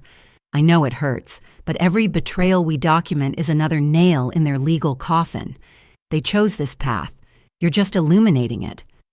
Patricia arrives after lunch with her son Daniel via video call from Singapore. My cousin is nothing like Tyler's serious professional and clearly protective of the company our grandmother built. Lena, he greets me warmly. I've wanted to contact you for years, but my mother said it wasn't safe until you were free from them. I'm sorry we couldn't protect you sooner. You protected the company, I point out. That's something. Morrison Imports is your legacy, he states. I've been managing it, but you're the majority owner. Every decision I've made has been with the intention of eventually transferring control to you. He shares screens, showing company operations, financial statements, growth projections. The business our grandmother started with a small import shop has become a multi-million-dollar operation spanning 6 countries. We've held off on major expansions waiting for you to take your rightful place, Daniel explains. There's so much potential, but I wouldn't move forward without the true owner's input. I don't know anything about running an import business, I admit. You know about business, Patricia interjects. Your consulting work proves that. The specifics can be learned. The integrity you've shown can't be taught. We discuss transition plans with Daniel offering to continue managing operations while I learn the business. It's overwhelming but exciting, a future beyond the current chaos. There's something else, Daniel adds. Grandmother left sealed letters for when you took control. Business advice, personal messages. She really did think of everything. By late afternoon, our war room has expanded to include corporate lawyers, federal agents, and financial advisors. What started as defense against family fraud has become a multi-front legal battle, with implications I'm still processing. Your parents' arraignment is tomorrow. Detective Martinez updates via phone. With the evidence tampering charges added, they're looking at serious time. Steinberg's been arrested too, by the way. Breach of fiduciary duty and fraud. One by one, the dominoes fall. Each person who participated in stealing from me faces consequences. But there's no satisfaction in it, just exhaustion and grief for the family that never really existed. Sarah notices my mood. You're allowed to mourn them, you know. The parents you deserved, the brother you thought you had. Grief and justice aren't mutually exclusive. I know, I say quietly. It just feels like I'm attending a funeral for people who are still alive. Everything I believed about them is dead. But you're not, she reminds me. You survived their worst efforts. In 8 weeks, you'll have resources they tried to steal, and you'll use them better than they ever could. As everyone packs up for the day, Emma texts one final update. Mom's moving us in with her sister tonight. Dad's things are in the garage. Found a notebook in his desk. It's addresses and phone numbers with dollar amounts. Sending photos. The images show Tyler's connections to a wider network of gambling and criminal creditors. Names, amounts, dates, due. It's evidence of how deep his addiction went and how dangerous his associates are. We'll need to turn this over to the FBI, Sarah says, reviewing the photos. This could help them map the entire network. As night falls, I'm alone in my apartment except for Marcus's protective presence outside. The dining table is clear of documents, but my laptop contains gigabytes of evidence of familial betrayal, spanning years. Tomorrow, my parents face expanded charges. Tyler remains in jail, probably trying to bargain his way out while his creditors grow impatient. The machinery of justice grinds forward, powered by the evidence we've assembled. But tonight I sit with my grandmother's letter, reading her words about finding real family among those who protect rather than exploit. I think of Patricia flying in from Singapore to help a niece she barely knows, of Emma brave enough to document her own father's crimes, of Sarah working tirelessly to ensure justice, of colleagues who rallied around me when Tyler tried to destroy my career. These people connected by choice rather than blood have shown me more loyalty in 1 week than my biological family did in 32 years. My phone buzzes with a text from an unknown number. Your brother's debt transfers to family. $300K plus interest. We know where you live. I forward it to Sarah and the FBI agents immediately. Within minutes, Marcus is joined by additional security federal agents establishing surveillance on my building. The war has escalated, but I'm no longer fighting alone, and in 8 weeks, I'll have the resources to win it. My grandmother knew this day would come. She prepared for it, planned for it, ensured I'd have the tools to survive it. Tomorrow, the counterattack continues. Tonight, I plan my future beyond the ashes of my past. Friday morning arrives with the kind of November drizzle that makes Indianapolis feel like it's mourning something. I'm reviewing quarterly reports from Morrison Imports when Jennifer Walsh calls with excitement, barely contained in her professional voice. Lena, you need to see what I found. Can you meet me at 4721 Maple Grove Lane in an hour? Bring Sarah. That address. The property my parents tried to fraudulently mortgage in my name. My stomach tightens as I agree. Marcus insists on advanced security sweeps before we arrive. The address leads us to an industrial area on the northwest side, not the residential neighborhood I'd expected. A modest office building sits surrounded by warehouses, looking deliberately unremarkable. Sarah meets me in the parking lot, her expression curious. Why would they try to mortgage commercial property as residential? Jennifer waits by the entrance, practically vibrating with discovery, because they didn't want anyone looking too closely at what this actually is. She leads us inside past a dusty reception area that hasn't seen use in years. But beyond that facade, through a security door that requires multiple keys, lies something entirely different. Welcome to Morrison Imports' real headquarters, Jennifer announces. The space transforms from neglected to state-of-the-art. Modern offices, a conference room with video screens for international calls, filing systems that speak to organization and success. It's clearly been in active use recently. But Daniel said they operate from Singapore, I stammer. They do, Jennifer confirms. But this is the U.S. hub, has been for 15 years. Your parents have been running the American operations of your own company without telling you. Sarah's already documenting everything with her phone. This is beyond fraud. I don't even have words. Jennifer leads us to an office marked President. Inside, family photos line the credenza, my father smiling from behind an executive desk I've never seen him occupy. Awards on the wall celebrate Morrison Imports' success, my father's name prominently displayed as president of U.S. operations. He's been coming here every day, Jennifer explains. That construction company, failure, a lie. He's been drawing a salary of $250,000 annually as president of the company you own. I sink into a chair staring at evidence of a double life I never suspected. My mother. CFO Jennifer pulls out payroll records. $175,000 annually. They've paid themselves over $3 million in salaries from your company over the past decade. But I own 60%, I whisper. which they hid while operating as if they owned everything, Sarah states. This is corporate theft on top of everything else. Jennifer guides us through the building, each room revealing new layers of deception. The warehouse contains hundreds of thousands in inventory. The accounting office shows profits hidden from me but carefully tracked. The shipping department processes orders daily business thriving while I scraped by. How is all I manage? Shell companies layered over the real ownership, Jennifer explains. They created a corporate structure that obscured your grandmother's trust ownership. On paper, a company called Meridian Holdings owns this operation. Trace it back far enough, and Meridian Holdings is owned by your trust, which Robert Steinberg controlled. Sarah finishes. He helped them hide an entire company from its rightful owner. In the conference room, Jennifer spreads out 5 years of financial statements. Morrison Imports' U.S. division generates $8 million annually. After salaries and expenses, profits of $2 million per year flow into accounts I've never seen.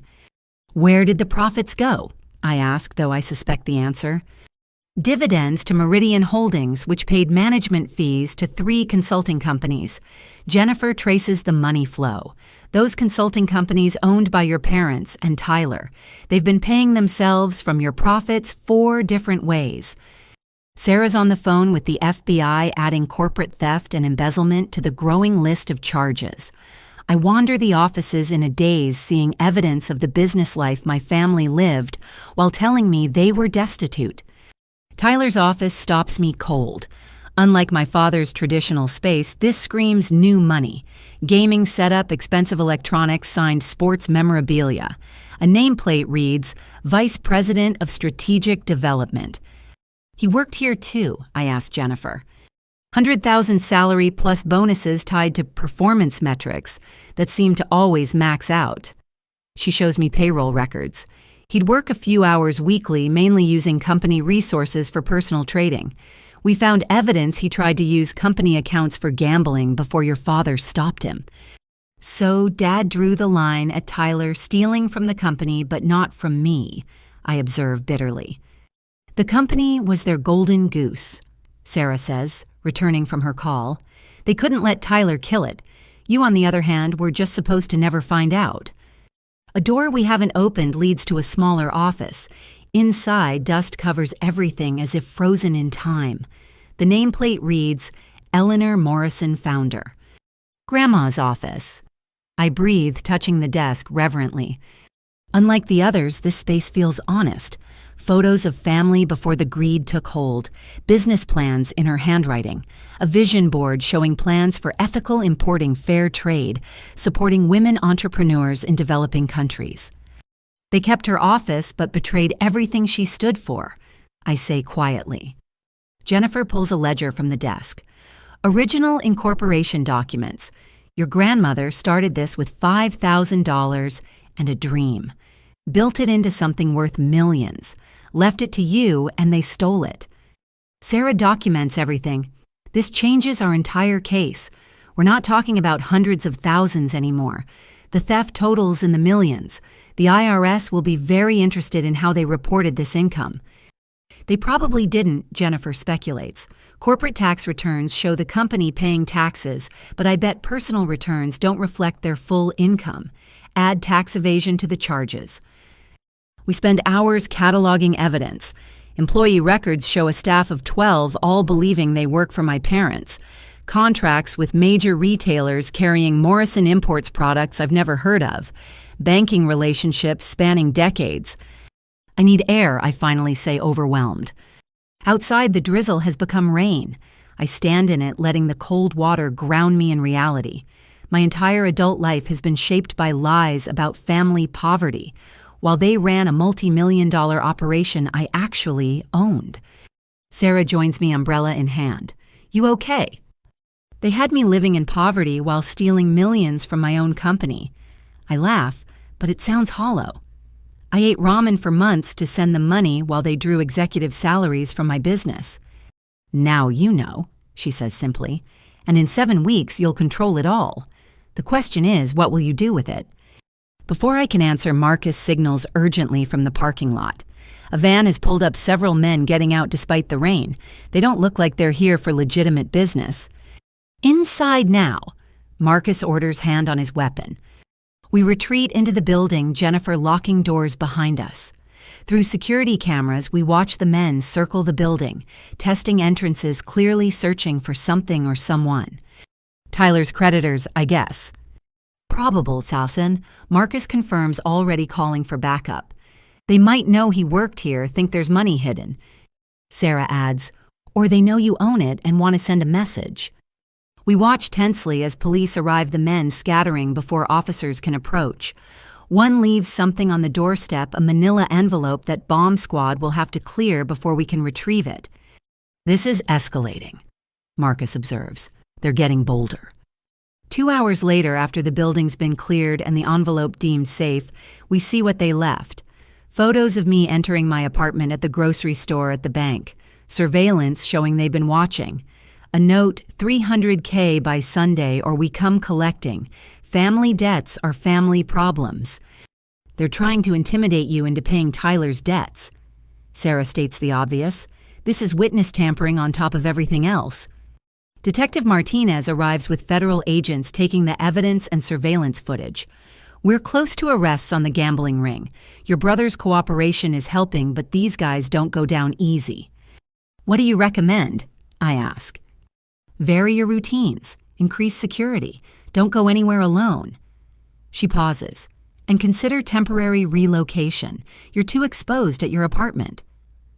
Sarah agrees.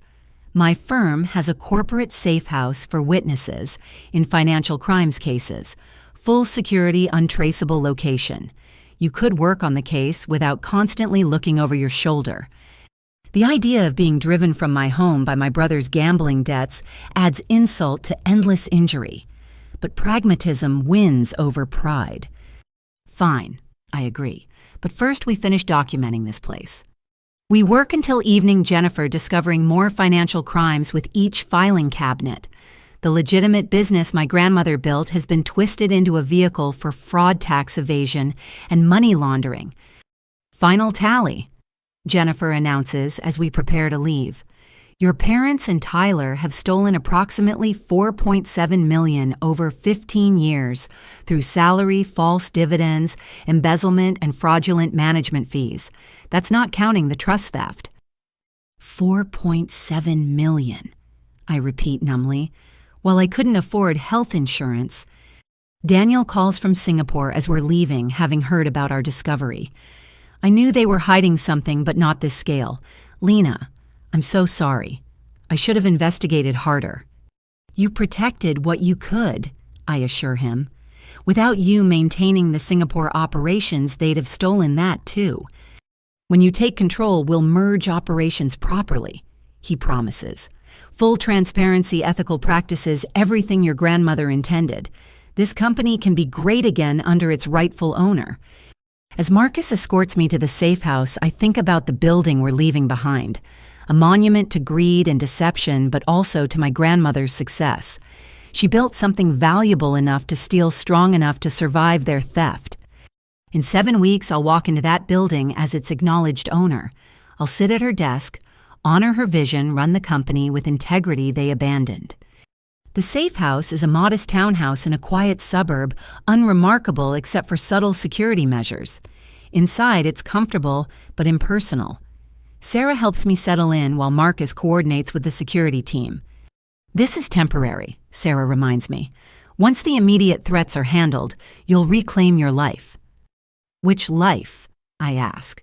The one where I was a struggling consultant sending money to lying parents, or the one where I'm secretly a millionaire who owns a company I've never run? The one where you're a survivor, she says firmly, who exposed massive fraud, stood up to criminals, and refused to be victimized further. That's who you are now. As night falls in my temporary refuge, I video call Emma, who's safe with her aunt and Patricia, preparing to return to Singapore. My real family, the ones who stood by truth rather than participating in lies. Tomorrow brings more revelations, more legal proceedings, more threats from Tyler's creditors. But tonight I sit with my laptop studying the company that's been mine all along. Learning the business my grandmother built, my parents stole, and I'll soon reclaim. 4.7 million stolen, a multi-million-dollar company hidden, trust funds looted, identity destroyed. But I'm still standing, still fighting, still determined to honor my grandmother's true legacy rather than the corrupted version my parents created. 7 weeks until I take control. 7 weeks to prepare for running a company I just discovered I own. 7 weeks to stay safe from those who want Tyler's debts paid in blood or money. The revelation of Morrison Imports' true structure changes everything. I'm not just a fraud victim anymore. I'm a business owner whose executives happen to be the criminals who raised me. And in 7 weeks, their termination will be the first order of business. Saturday morning in the safe house begins with unexpected visitors. Margaret Chen arrives with her personal attorney and Richard Henderson, CEO of Henderson Industries. Their presence in my temporary refuge signals something significant. Lena Margaret begins settling into the living room that's become my makeshift office. Richard and I have been discussing the situation with Tyler's corporate espionage. We have a proposition. Richard Henderson, a man who built his logistics empire from a single truck, leans forward. Your documentation exposed something larger than your brother's sabotage. Morrison Tech has been systematically stealing intellectual property from multiple partners. Tyler was just the most brazen. We want to partner with you, Margaret states directly. When you take control of Morrison Imports, we're proposing a 3-way venture. Your import infrastructure, our consulting expertise, Henderson's distribution network. Sarah, who's been reviewing contracts all morning, looks up with interest. That's a multi-million-dollar proposal. Conservative estimate $50 million in revenue within 3 years, Richard confirms. But more importantly, it gives Lena immediate legitimacy when she takes control. No one questions a CEO who walks in with major partners already committed. I'm still processing when my phone rings. It's Judge Harrison's office, Patricia's attorney from Singapore, on the line. Ms. Morrison, good news. The emergency injunction was granted. Robert Steinberg has been removed as trustee effective immediately. Assets are frozen pending transfer to independent fiduciary. So I have access to the trust. I ask, heart racing. Not yet, the attorney clarifies, but neither does anyone else. The court appointed Whitman Trust Services as temporary administrator. They'll maintain assets until your birthday transfer. Steinberg's fighting it, but the evidence of breach is overwhelming. After hanging up, I share the news with the group. Margaret smiles, a predator recognizing wounded prey. Steinberg's desperate. Desperate people make mistakes. She turns to her attorney. What would it take to accelerate the trust transfer? Proof of immediate need or danger to assets, the lawyer responds. Given the creditor threats and evidence tampering, we might argue emergency circumstances. Sarah's already pulling up legal precedents on her laptop. There's case law supporting early distribution when trustees have breached duty and beneficiaries face danger. Worth attempting. As they strategize legal maneuvers, Emma texts from her aunt's house. Mom's at the old house. Found her crying in Dad's office. She wants to talk to you. Says she has information about the gambling debts. I show Sarah, who immediately objects. It could be a trap. Madison's been complicit until now. Or she's finally seeing the truth. I counter. She just learned Tyler stole her grandmother's jewelry and secretly insured her life. Maybe she's ready to help. After much debate, we arrange a meeting at Sarah's law office neutral territory with security present. Madison arrives looking nothing like the polished woman who sneered at me on Thanksgiving. Her designer clothes are wrinkled makeup, absent eyes hollow with betrayal. Lena, she begins, then stops seemingly at loss. I owe you an apology. Several, actually. I was horrible.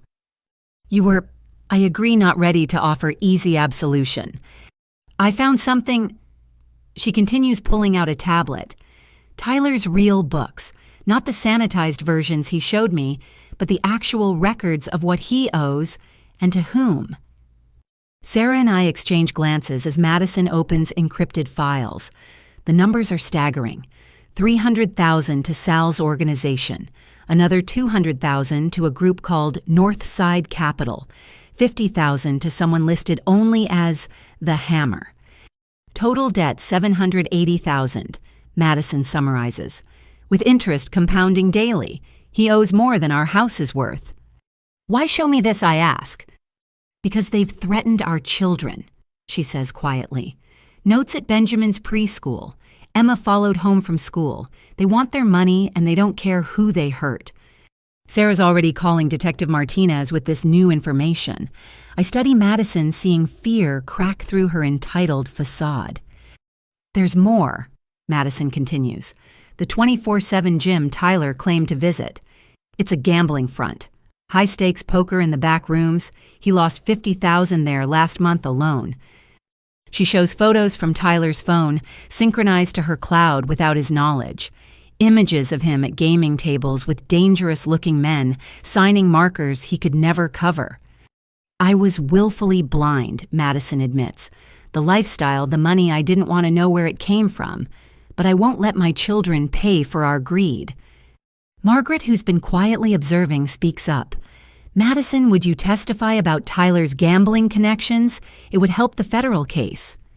Yes, Madison answers without hesitation. I've already given everything to my divorce attorney. Tyler won't have anything left to bargain with. Over the next 2 hours, Madison provides detailed information about Tyler's double life. The gambling addiction that started small but escalated after he burned through his trust fund. The increasingly dangerous creditors he turned to. The lies that kept expanding to cover previous lies. He was planning to run, she reveals. Costa Rica first, then somewhere without extradition. The ticket you caught him with. There were 3 more. For me and the kids. He was going to make us fugitives. Did my parents know, I ask? About the gambling, yes. They gave him money several times to cover debts. Always from what you sent them, never their own funds. She pauses. They enabled him while lecturing me about supporting my husband. Sarah documents everything while Margaret's attorney drafts agreements for Madison's cooperation. The woman who mocked me for working hard is now providing evidence to convict her husband. I need protection for my children, Madison states. Emma and Benjamin don't deserve this. We'll arrange it. Detective Martinez confirms having arrived during Madison's revelations. Federal witness protection if necessary. These creditors don't play games. As Madison leaves with federal agents, Emma texts again. Aunt Sarah, I found something in Dad's car, hidden in the spare tire well, thumb drives and a notebook. Should I tell the FBI? Tell her to give everything to the agents with her mother, Sarah instructs. Don't touch anything else. An hour later, the FBI calls with the contents of Tyler's hidden stash. The thumb drives contain detailed records of every bet, every loss, every desperate loan. The notebook lists passwords to accounts we didn't know existed. Your brother was documenting everything, Agent Chen explains over video call, either for insurance or because addicts often compulsively record their destruction. This evidence is golden for our RICO case. Janet Morrison. My forensic accountant has been building financial models on her laptop. Based on everything we've discovered, your net worth, once the trust transfers and company control is established, will be approximately $8.3 million. That's conservative, not counting potential growth or the partnership proposals. The number seems surreal. This morning I woke up in a safe house hiding from creditors. In 7 weeks, I'll control millions. The cognitive dissonance makes my head spin. We need to accelerate the timeline, Margaret declares. Every day that passes gives them more opportunity to hide assets or destroy evidence. Richard, if we announce our partnership now, it might pressure the court to expedite. Richard nods. Public pressure can be useful. Major companies partnering with Lena sends a message that she's the legitimate heir, not the unstable person her family portrayed. Sarah drafts press releases while Margaret and Richard's teams coordinate. Within hours, business reporters have the story major partnership announced pending Morrison Imports leadership transition. My phone explodes with notifications, LinkedIn messages from colleagues expressing support, former clients interested in working with my new company, industry publications requesting interviews. You're trending. Emma observes via text, sending screenshots of business news sites. CEO Magazine wants an exclusive on the millionaire who didn't know. Patricia calls from the airport about to board her flight to Singapore. Daniel saw the news. The Asian partners are excited about legitimate U.S. operations. Stock up on coffee. You'll be getting calls from Singapore at odd hours. As evening approaches, the safe house feels less like hiding and more like a war room. Sarah fields legal calls, Margaret coordinates business strategy, and Richard's team runs distribution projections. This morning you were a fraud victim, Sarah observes. Tonight you're an emerging business leader with major partners. Quite a transformation. I'm still processing, I admit. Part of me wants to just take the money and disappear. Let someone else run the company. You could, Margaret acknowledges, but that's not who you are. You fought for truth and justice. Running Morrison Imports ethically successfully is the ultimate vindication. She's right. Taking my grandmother's company back, running it with integrity, succeeding where my parents failed morally, that's better than any revenge. Tyler's creditors make another appearance, this time at Madison's sister's house. Security footage shows men photographing license plates, noting routines. The threat escalates despite federal attention. We need to cut this off at the source, Detective Martinez states during an emergency call. Tyler's cooperation isn't enough if his creditors think you're the payment plan. What do you suggest? I ask. A meeting. Controlled circumstances. Make it clear the well is dry, that federal attention makes you untouchable. Sometimes facing threats directly diffuses them. Sarah strongly objects, but Richard offers unexpected support. I've dealt with unsavory elements in building my business. Sometimes showing strength prevents worse confrontations. After heated debate, a plan emerges. Federal agents will arrange a meeting with Sal's representative. I'll attend with massive security, making clear that Tyler's debts die with his freedom. No family obligation exists, and pursuing me brings only federal prosecution. It's risky, Marcus admits, but continuing to hide while they escalate is riskier. The meeting is set for Monday. In the meantime, more allies emerge. Janet discovers that several employees at Morrison Imports' U.S. operation want to testify about my parents' mismanagement. Suppliers offer evidence of delayed payments, while my parents drew bonuses. Your grandmother built relationships, Patricia explains during our final call before her flight. Those people remember her integrity. They want to see it restored. Sunday brings unexpected visitors. Aunt Patricia, the one who sided with my mother, arrives at the safe house with her husband Robert. Sarah almost turns them away, but something in Patricia's expression stops me. We were wrong, Patricia says simply. We believed Dorothy's lies, sided with family over truth. But seeing the evidence, the arrests, the company theft, we were blind. Robert adds, we want to help. Testify, provide character witnesses, whatever's needed. Family should mean more than enabling criminals. Their apology feels genuine, though I'm wary of deathbed conversions. Sarah documents their offer, adding them to the growing list of witnesses. Mom's in isolation at the jail, Patricia reveals. No visitors after she tried to have another inmate contact Tyler's creditors. She's still scheming, even facing decades in prison. The news doesn't surprise me. My mother's manipulations are reflexive like breathing. Even consequences can't stop her nature. As Sunday night arrives, I video call Emma and Madison. They're in protective custody, safe but displaced. Benjamin doesn't understand why they can't go home. Emma tries to stay strong for her little brother. This is temporary, I promise Emma. Once the legal issues resolve, we'll make sure you have stability. Can I work for Morrison Imports when I'm older? She asks. I want to learn business from someone ethical. Absolutely, I confirm. In fact, we'll start your education early. Internships, mentoring, whatever you want. After hanging up, I sit in the quiet safe house reflecting on the week's transformation. From family pariah to business leader, from victim to victor, from isolation to alliance. Tomorrow I face Tyler's creditors backed by federal agents and business partners. Tuesday, the court hearing on expediting trust transfer. By week's end, I might control millions, and a company I'm still learning existed. Ready for tomorrow? Sarah asks, finalizing security arrangements. No, I answer honestly, but I'll do it anyway. My grandmother faced bigger challenges building the company. I can face criminals trying to steal from it. She smiles. That's the spirit. Channel Eleanor Morrison's strength. She'd be proud of what you're doing. Looking at my grandmother's photo on my laptop, I believe that's true. She built something worth stealing, but also worth saving. In 7 weeks or sooner, I'll honor that legacy. The alliance forming around me, friends, ethical business partners, law enforcement, even reformed family members, proves what grandmother always said.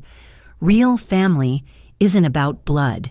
It's about standing together when truth matters most. Tomorrow, I stop running from Tyler's shadows. Time to step into the light my grandmother left for me, even if criminals try to dim it. Monday morning's meeting with Sal's representative takes place in a federal building's secured conference room.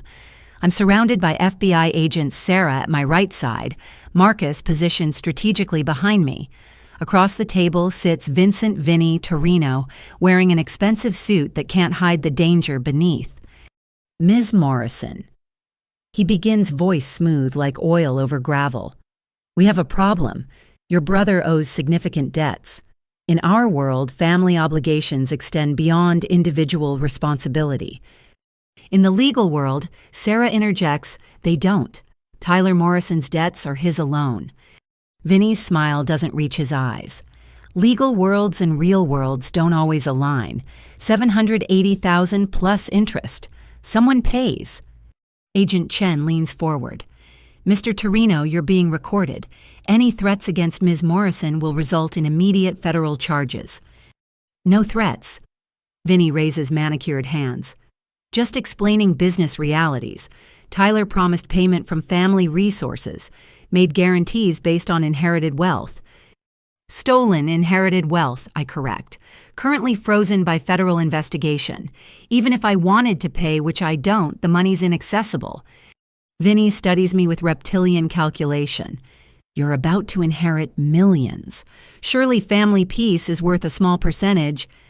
The only percentage you'll get is the federal prison time for extortion. Sarah states flatly, Ms. Morrison has no legal or moral obligation to cover gambling debts incurred through fraud. For 30 tense minutes, we dance this dangerous ballet. Vinny implies consequences without direct threats. We reference federal protection without backing down. Finally, Agent Chen plays our trump card. Mr. Torino, we're prepared to offer your organization a deal.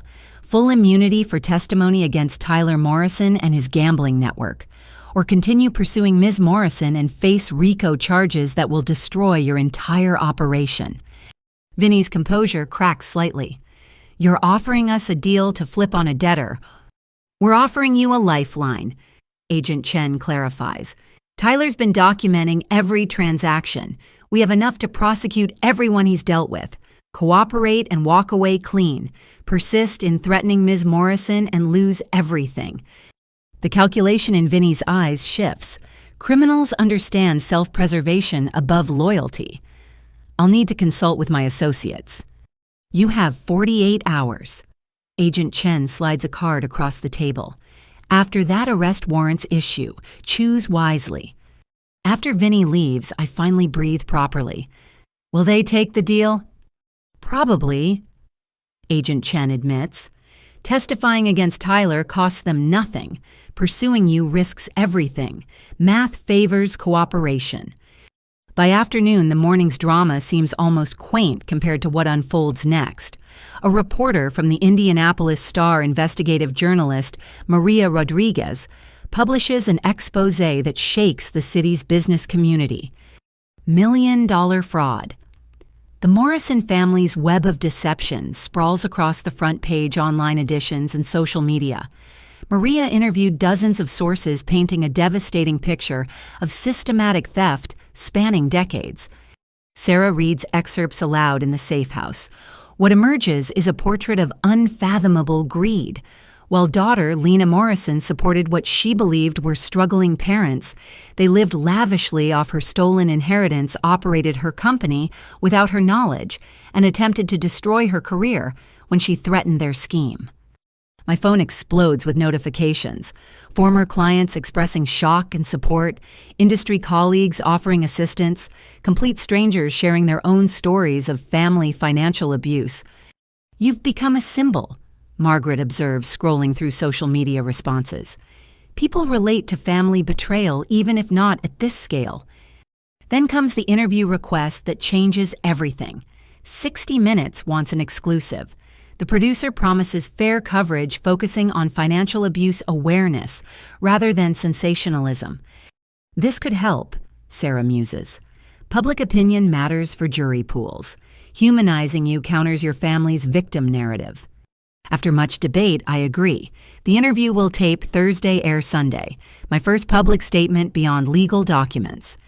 Tuesday's emergency court hearing on expediting the trust transfer takes place in a packed courtroom. Media attention has made me unwillingly famous the millionaire fraud victim as headlines scream. Robert Steinberg appears in shackles, his attorney arguing against asset freeze.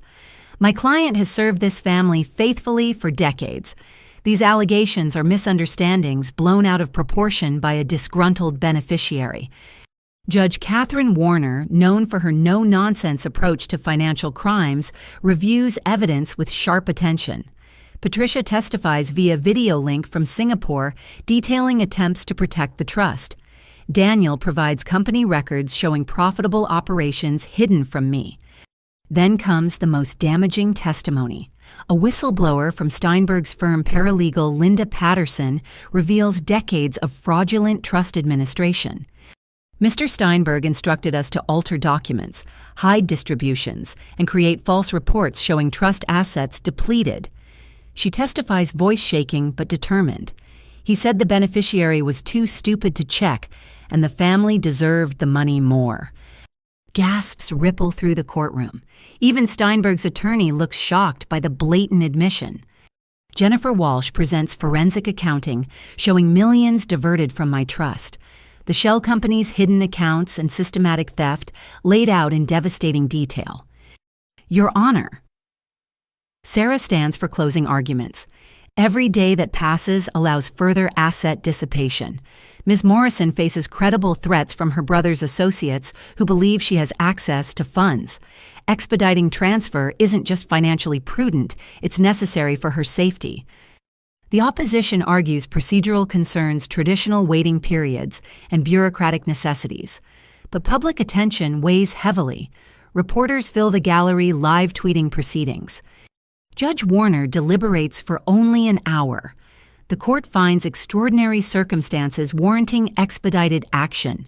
The systematic breach of fiduciary duty combined with credible threats to the beneficiary necessitate immediate intervention.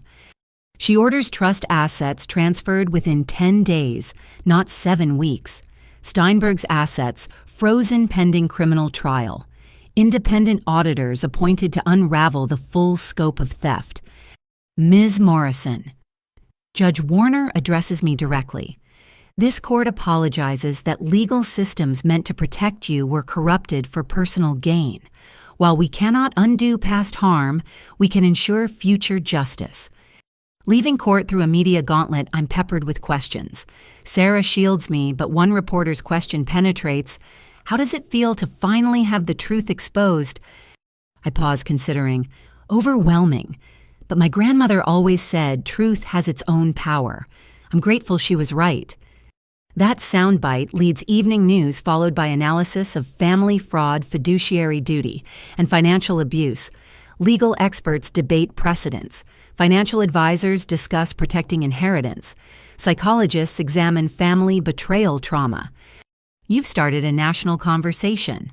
Emma texts sending links to trending hashtags. Justice for Lena and Nastani family fraud awareness gain momentum. Wednesday brings unexpected consequences from publicity. Morrison Imports phones ring constantly with orders. Customers want to support a company returning to ethical management. Suppliers offer improved terms in solidarity. Sales are up 40% since yesterday. Daniel reports from Singapore. Americans love an underdog story. You're the heiress who didn't know she was rich fighting the family who stole from her. It's marketing we couldn't buy. But visibility brings danger too. Death threats arrive at Sarah's office, not from Tyler's creditors, but from stranger criminals who see opportunity in high-profile wealth. Security increases again. This is why victims often stay quiet. Detective Martinez observes reviewing threats. Going public paints a target, but you're handling it well.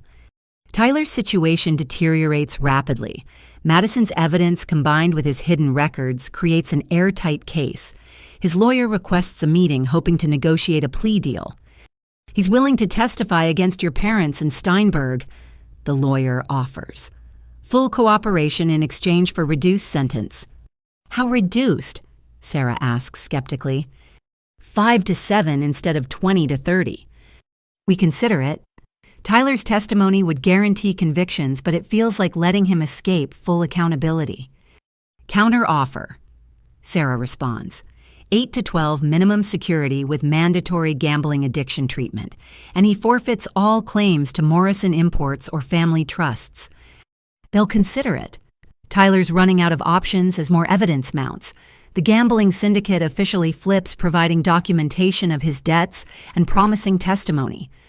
Thursday's 60 Minutes taping takes place at Morrison Imports headquarters. I sit in my grandmother's office, her photo visible behind me, telling the story to veteran journalist Anderson Cooper. Your parents raised you to value family above everything, he observes. How do you reconcile that with sending them to prison? They taught me words about family loyalty while demonstrating betrayal. I answer. Real family doesn't systematically destroy your life for personal gain. I'm not sending them anywhere their choices created consequences. We discuss the fraud scope, the inheritance theft, the corporate sabotage. Anderson's prepared asking pointed but fair questions. The interview will be edited, but the raw emotion probably shows. What would you tell other victims of family financial abuse? He asks. Document everything, trust your instincts, and remember you don't owe anyone your destruction regardless of shared DNA. Love shouldn't cost your future. After taping, Anderson privately shares his own family struggles with financial boundaries. Even successful people face these challenges. The universality of family money conflicts surprises me. Friday arrives with my parents' latest legal maneuvering. They've hired new attorneys claiming ineffective counsel. These lawyers, known for defending white-collar criminals, immediately file motions challenging evidence. Standard delay tactics, Sarah dismisses. They're hoping media attention dies down before trial. It won't work. What does work is public opinion's continued shift. My parents' church publicly distances itself from them. Their country club revokes membership. Former friends give interviews expressing shock at the deception's scope. They're becoming pariahs. Aunt Patricia observes during a call. Dorothy called me from jail screaming about ungrateful friends abandoning her. She genuinely doesn't understand why people are disgusted. The narcissism runs so deep she can't comprehend consequences. In her mind, she's still the victim of an ungrateful daughter who wouldn't quietly accept theft. As the week ends, I prepare for Sunday's television appearance and Monday's trust transfer. In 10 days, I've gone from anonymous fraud victim to nationally recognized survivor. The exposure feels vulnerable, but necessary. Ready for what comes next? Sarah asks Friday evening. Taking control of an $8 million company while testifying against my family, sure, completely prepared, I say sarcastically. She laughs. At least you haven't lost your sense of humor. It's that or cry, I admit, sometimes both. Sunday night, I'll watch myself tell America about family betrayal. Monday morning, I'll walk into Morrison Imports as its acknowledged owner. 2 events that seemed impossible just weeks ago. My phone buzzes with a text from Emma. Watching you stand up to them gives me strength. Benjamin and I are proud of you, Aunt Lena. Show the world what real family means. That's worth more than any inheritance. A 16-year-old's courage, a 4-year-old's trust, and the knowledge that breaking cycles of abuse helps others find their own strength. The public exposure continues, but I'm no longer hiding. Let them see what family fraud really costs. Let them understand that justice sometimes requires exposing those who share your name but not your values. Sunday's approaching. America will meet the millionaire who didn't know she was rich, who chose truth over blood, who refused to let family destroy her future. I hope my grandmother would be proud. More importantly, I hope other victims see possibility in my story. Family shouldn't be a weapon. Love shouldn't be conditional on compliance. And sometimes the most loving act is saying, no more. The exposure feels like standing naked in a spotlight. But maybe that's what healing requires: brutal honesty in public spaces, refusing to hide family shame and showing others they're not alone. Sunday can't come soon enough, or maybe Monday when I finally claim what was always mine. Monday morning arrives with the kind of crisp clarity that makes everything feel more real. I stand outside Morrison Imports at 7 a.m. key in hand, surrounded by Sarah Margaret Chen and a small army of security and supporters. Local news crews capture the moment as I unlock the door to my own company for the first time as its acknowledged owner. How does it feel? A reporter calls out. Like coming home to a place I've never been, I answer honestly. Inside, 12 employees wait nervously. They've worked here throughout my parents' deception, believing they answered to the people who stole from me. Some look guilty, others hopeful, all uncertain about their futures. I know this is awkward. I address them in the conference room. You were lied to, just as I was. Your jobs are safe. In fact, I intend to expand operations and hire more staff. Morrison Imports will be what my grandmother envisioned: ethical, profitable, and a source of pride for everyone involved. Janet Sullivan, who's been office manager for 8 years, steps forward. Ms. Morrison, we want to show you something. She leads me to a storage room I hadn't noticed during our investigation. Inside, boxes of my grandmother's original business documents, photographs, and even her first inventory ledgers. Your parents ordered us to destroy these, Janet explains, but it felt wrong. We've been hiding them, hoping someday the right person would want them. I touch the aged papers with reverence. My grandmother's handwriting details her first imports, her business philosophy, her dreams for the company. These employees preserved her legacy despite orders to erase it. Thank you. I manage through tears. This means more than you know. The morning continues with Daniel calling from Singapore, walking me through international operations via video. Suppliers express relief at dealing with legitimate leadership. Customers place orders previously held due to payment concerns under my parents' management. At 10 o'clock, Sarah arrives with court documents. It's official. All trust assets transferred to your control as of 9 a.m. The family home investment accounts and liquid assets totaling $3.2 million. Combined with the company value, you're worth approximately $8.3 million. The number still feels surreal. This morning, I woke up in a safe house. Now I own multiple properties and run an international business. There's more, Sarah continues. Steinberg's attempting a plea bargain. He's offering full restitution of stolen fees, approximately $400,000 plus testimony against your parents. Let him squirm, I decide. He had decades to do the right thing. Partial restitution doesn't erase systematic theft. By noon, the office buzzes with activity I haven't seen before. Employees energized by honest leadership, phones ringing with new business, the company my parents treated as their personal piggy bank showing its true potential. Then Detective Martinez calls with news that shifts everything. Tyler's creditors took the FBI deal. They're providing evidence of wider gambling networks, money laundering, and political corruption. Your brother was a small fish who led us to an ocean of crimes. Is my family safe? I ask, thinking of Emma and Benjamin. Safer than before. These arrests remove the threat infrastructure. Sal's entire operation is being dismantled. Wednesday brings the trial's first major victory. Tyler accepts the plea deal: 10 years minimum security mandatory treatment and forfeiture of all claims to family assets. His testimony will seal our parents' fate. I attend his allocution, needing to hear him admit guilt. Tyler stands in orange jumpsuit reading a prepared statement with none of his usual charm. I systematically defrauded my sister Lena Morrison through identity theft, corporate espionage, and conspiracy with our parents to steal her inheritance. I took advantage of her trust and generosity to fund gambling addiction that destroyed multiple lives. I'm guilty of all charges and accept responsibility. The words sound hollow, read rather than felt, but legal record now holds his confession. No future revision of history can erase this moment. Afterwards, Madison approaches in the courthouse hallway. He asked to see the kids. I said no. Some consequences can't be avoided with apologies. How are they? I ask. Benjamin's confused but resilient. Emma's in therapy processing everything. Your offer of future internship gives her hope. She pauses. I'm starting community college. Accounting. I want to understand money honestly, not just spend it. If you need help with tuition, I offer. No, she says firmly. I need to earn my own way. But thank you for showing me what that looks like. Thursday's 60 Minutes interview airs Sunday, but advance clips release online. The response overwhelms our servers as orders pour in.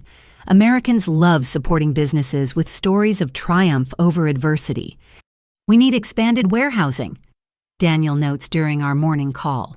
Sales projections for next quarter exceed current capacity. Good problem to have. Margaret and Richard Henderson finalize our partnership agreements. The three-way venture will launch next quarter, combining import infrastructure with consulting expertise and distribution networks. Projected revenue $50 million within 3 years. You've gone from victim to CEO of a major partnership in 3 weeks, Margaret observes. That's remarkable resilience. Desperation is a powerful motivator. I admit. When your family tries to destroy you, building something better feels like survival. Friday brings my parents' trial date announcement. February 15th, giving prosecutors time to incorporate Tyler's testimony and new evidence. They face combined sentences of 30 to 50 years if convicted on all counts. Their new attorneys request a meeting. Against Sarah's advice, I agree. We meet in a federal conference room, my parents shackled and diminished. Orange suits age them decades beyond their years. Lena.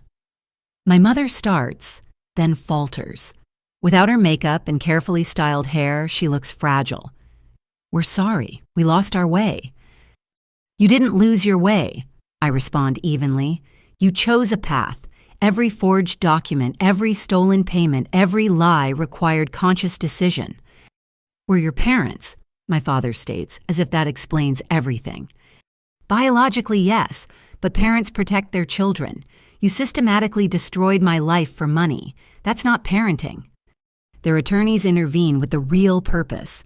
Our clients are willing to allocate blame primarily to Robert Steinberg and Tyler, in exchange for your support of reduced sentences. No, I interrupt. They orchestrated this entire scheme. Tyler learned from them. Steinberg followed their direction.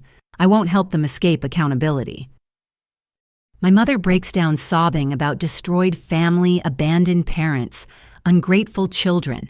The manipulation is obvious now, theatrical and desperate. My father maintains stoic disappointment as if I've failed some moral test. We're done here, Sarah declares. Further communication goes through counsel.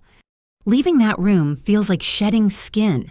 The people who raised me are strangers wearing familiar faces. Whatever love existed got sold for monthly payments and stolen inheritances. Saturday brings unexpected closure from another source. The FBI raids several locations connected to Tyler's gambling network. Among those arrested 3 city councilmen, a state senator, and 2 judges. The corruption web extends far beyond family fraud. Your case broke open something huge, Agent Chen tells me. Tyler's records detailed bribes, fixed games, and money laundering through campaign contributions. You've helped expose systematic corruption. I just wanted them to stop stealing from me, I say. Most major cases start with personal grievances, she responds. Individual courage to speak up reveals larger patterns. You should be proud.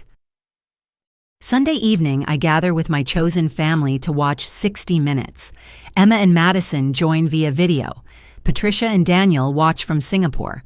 Margaret, Richard, and Sarah sit in my living room, having insisted I move from the safe house to a secure apartment near Morrison Imports. Anderson Cooper's introduction sets the tone. Tonight, a story of family betrayal that exposes the hidden epidemic of financial abuse. Lena Morrison discovered her parents and brother had stolen millions while she struggled to support them. Her fight for justice revealed corruption extending from family dinner tables to state capitol halls. Watching myself on screen feels surreal. The woman explaining systematic theft with calm precision doesn't match my internal image. She looks strong, professional, credible, not like someone whose family destroyed her life. "You did amazing," Emma says when it ends. Mom cried. Good tears, though, proud tears. The response is immediate and overwhelming. Social media explodes with support. Other victims share their stories. Financial abuse hotlines report record calls. My inbox fills with interview requests, speaking engagements, and book deal offers.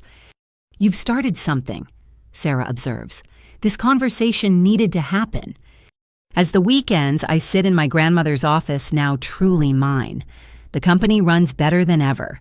The partnership promises explosive growth. The legal victories pile up as conspirators scramble for plea deals. But the real victory is smaller, quieter. I'm sleeping without nightmares, eating without anxiety, making decisions based on my future rather than their manipulation. My phone rings with an unknown number. I almost don't answer, but something makes me pick up. Ms. Morrison. This is Diane Walsh from the National Financial Abuse Prevention Foundation. We'd like to offer you a board position.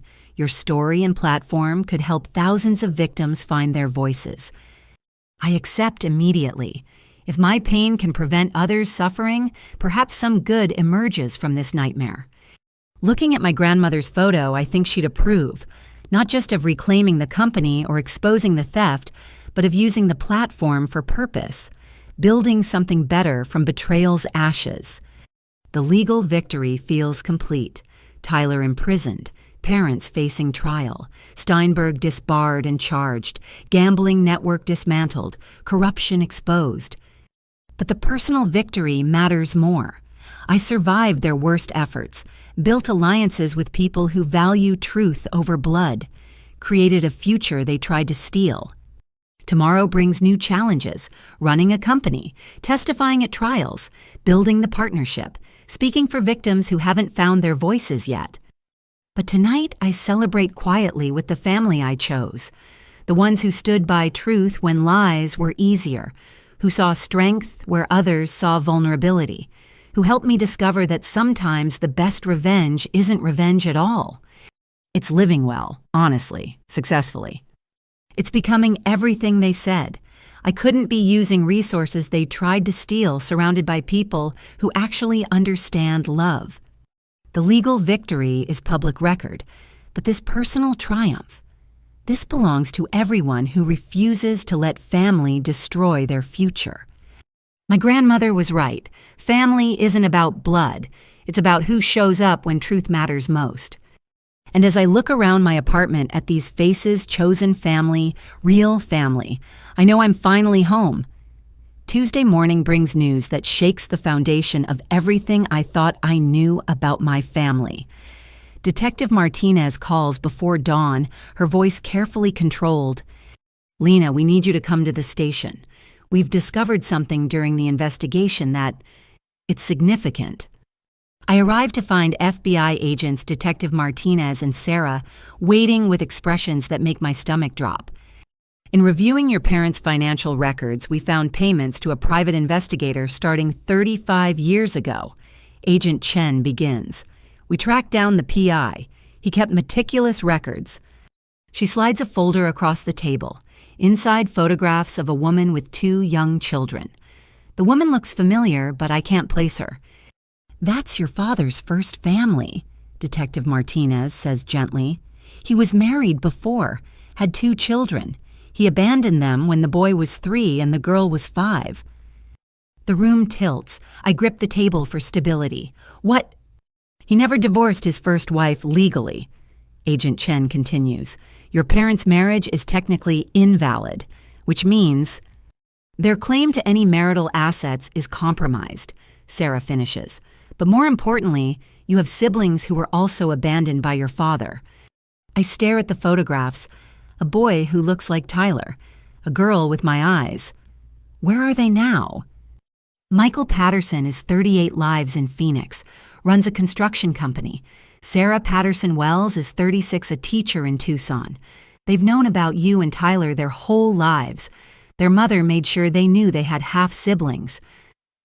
But we never knew about them. The betrayal feels fresh, different. My entire life is built on lies. There's more, Detective Martinez says apologetically. Your mother knew. The private investigator reports show she hired him to keep tabs on the first family, make sure they never contacted you. I excuse myself to the bathroom where I promptly vomit. The layers of deception seem infinite. Every time I think I've hit bottom, a new trapdoor opens. When I return, Sarah's reviewing additional documents. Michael and Sarah have agreed to speak with you if you want. They're victims too, abandoned by your father, monitored by your mother. They never received child support, never had contact. I want to meet them. I decide immediately. They're my family, real family he threw away. We arrange a video call for that afternoon. I spend the hours between pacing my office trying to process this revelation. My employees notice my distraction but respectfully give space. At 2 o'clock, I connect to the call. Two faces appear on screen, nervous but curious. Michael has our father's bone structure but warmer eyes. Sarah, the irony of sharing names doesn't escape me, has our grandmother's chin, the same one I see in my mirror. This is awkward, Michael says, first breaking tension with directness I appreciate. Understatement of the century. I agree. I just found out you exist 4 hours ago. We've known about you forever, the other Sarah admits. Mom made sure we knew we had siblings in case we ever needed medical history or, I don't know, she hoped maybe someday we'd connect. Is she? I can't finish the question. Alive and well, Michael confirms. Remarried to a good man who actually raised us. She's in assisted living now, early dementia, but she has good days. We talk for 2 hours about their lives, their struggles growing up without child support, their mother working 3 jobs, about watching from afar as our father built a new family, lavished resources on Tyler and me, while ignoring their existence. We weren't angry at you, Sarah clarifies. You were kids too, but him building that business pretending to be father of the year while we ate ramen every night. Yeah, we have feelings about that. The business he built with my stolen inheritance, I say bitterly. At least we're all victims of his greed. Michael leans forward. When we saw the news about the fraud, part of us felt vindicated, like karma finally caught up. But we also felt bad for you. Finding out your whole life is a lie. We at least always knew the truth. What do you want from this? I ask directly. I have resources now. I can help. We don't want money, Sarah interrupts firmly. We made our own lives without him.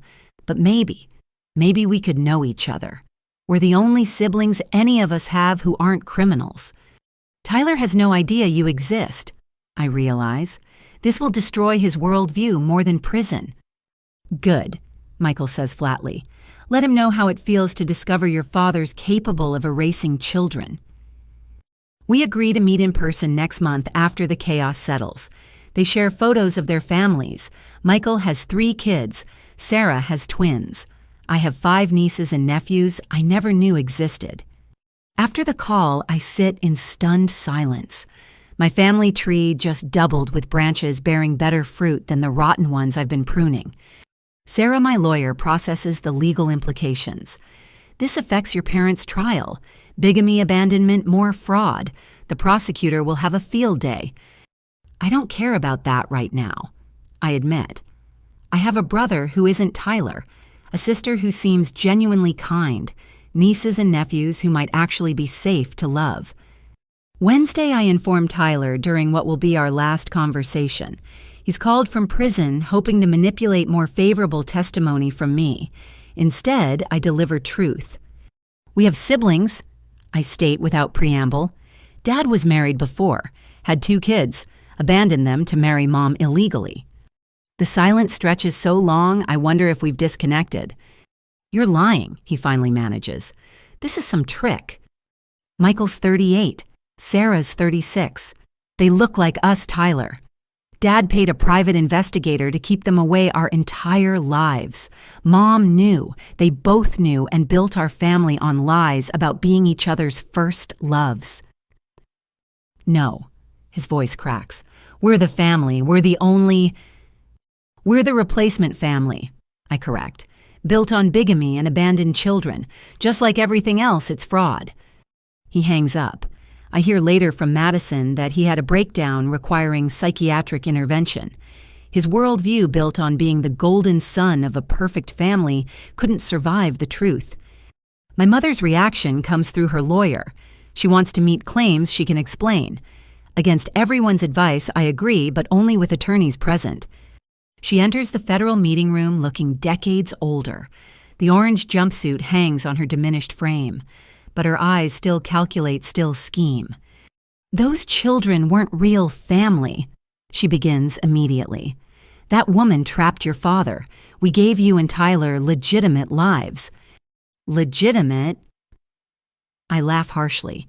Nothing about our lives was legitimate. You knew he had children and helped him abandon them. Then you stole from the children you did raise. What part of that is legitimate? We protected you from scandal, she insists. Imagine growing up knowing your father had another family. Instead, I grew up in a lie that exploded spectacularly. Much better, I say sarcastically. She tries emotional manipulation, tears, maternal guilt, but I see through it now. Every expression calculated, every word chosen for effect. The mother I thought I knew never existed, just this stranger wearing her face. I want their contact information, I state. Michael and Sarah, you monitored them for 35 years. I want to know everything. I burned those files, she says quickly, too quickly. Sarah leans forward. Destroying evidence in a federal investigation adds 5 years. Want to reconsider? My mother's mask finally drops completely. The loving mother, the victim, the martyr, all pretense falls away, leaving naked calculation. Fine, she spits. Your father couldn't let go, kept tabs on his precious first children. The files are in a safety deposit box at First National, box 247, keys hidden in his home office inside the false bottom of his Navy medal case. Even now, even caught, she'd hidden evidence. I wonder how many other secrets wait in hidden boxes and false bottoms. We're done, I tell her. Don't contact me again. I'm your mother, she screams as guards escort her out. You owe me forgiveness. Family forgives. But she's wrong. She's just the woman who gave birth to me, then spent 32 years stealing my life. Mother is a title earned through love and protection, not biology and manipulation. Thursday brings the safety deposit box revelation. Inside 35 years of surveillance on my half-siblings, report cards, school photos, job applications, marriage certificates. My parents stalked these children they'd help abandon, maintaining files like some sick hobby. This is disturbing. Agent Chen observes, cataloging evidence. They tracked every milestone, every achievement, almost like they were comparing I finish, making sure the children they kept were more successful than the ones they threw away. One file makes me pause. A letter from teenage Sarah to our father begging for help with college tuition. His response typed on business letterhead, I have no daughter named Sarah. Do not contact me again. I have to leave the room overwhelmed by cruelty I can't comprehend. He denied his daughter's existence while stealing mine to fund Tyler's education. Madison calls that evening. I heard about the siblings. Emma wants to know if she has cousins now. 5, I confirm. Good kids with parents who didn't abandon them. Can we meet them? Emma asks, having taken the phone.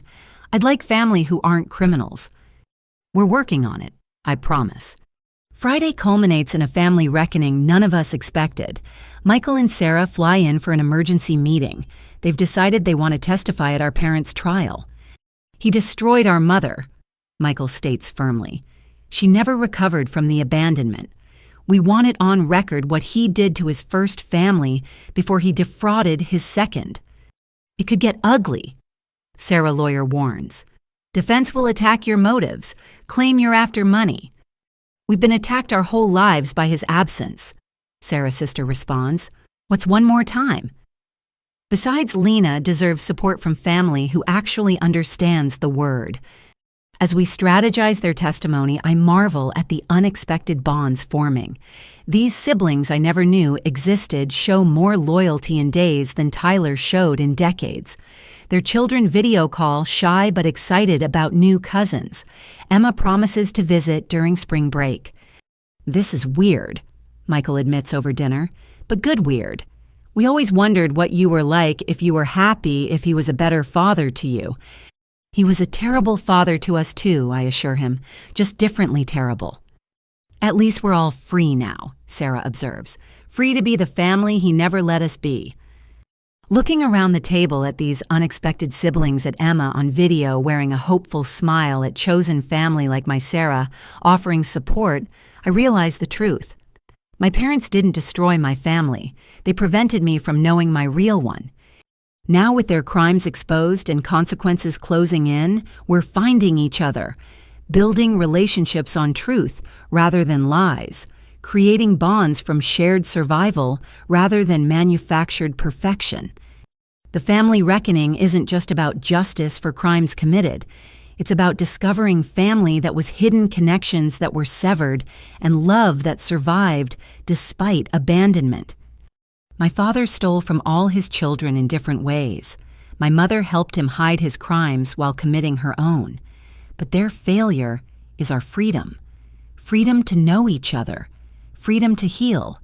Freedom to be the family they never allowed. Tomorrow we continue building. Morrison Imports needs leadership. Trials need testimony. New siblings need time to trust. But tonight we share a meal and swap stories, finding humor in the absurdity and hope in the honesty. The family reckoning reveals more than crimes. It reveals resilience, courage, and the possibility of connection beyond blood and betrayal. My grandmother would have loved this. Children finding each other despite parents' worst efforts. Truth winning over carefully constructed lies. Family meaning more than shared DNA or stolen money. The reckoning continues, but we face it together. The family my parents fractured is becoming whole in ways they never imagined, and that's the best justice of all.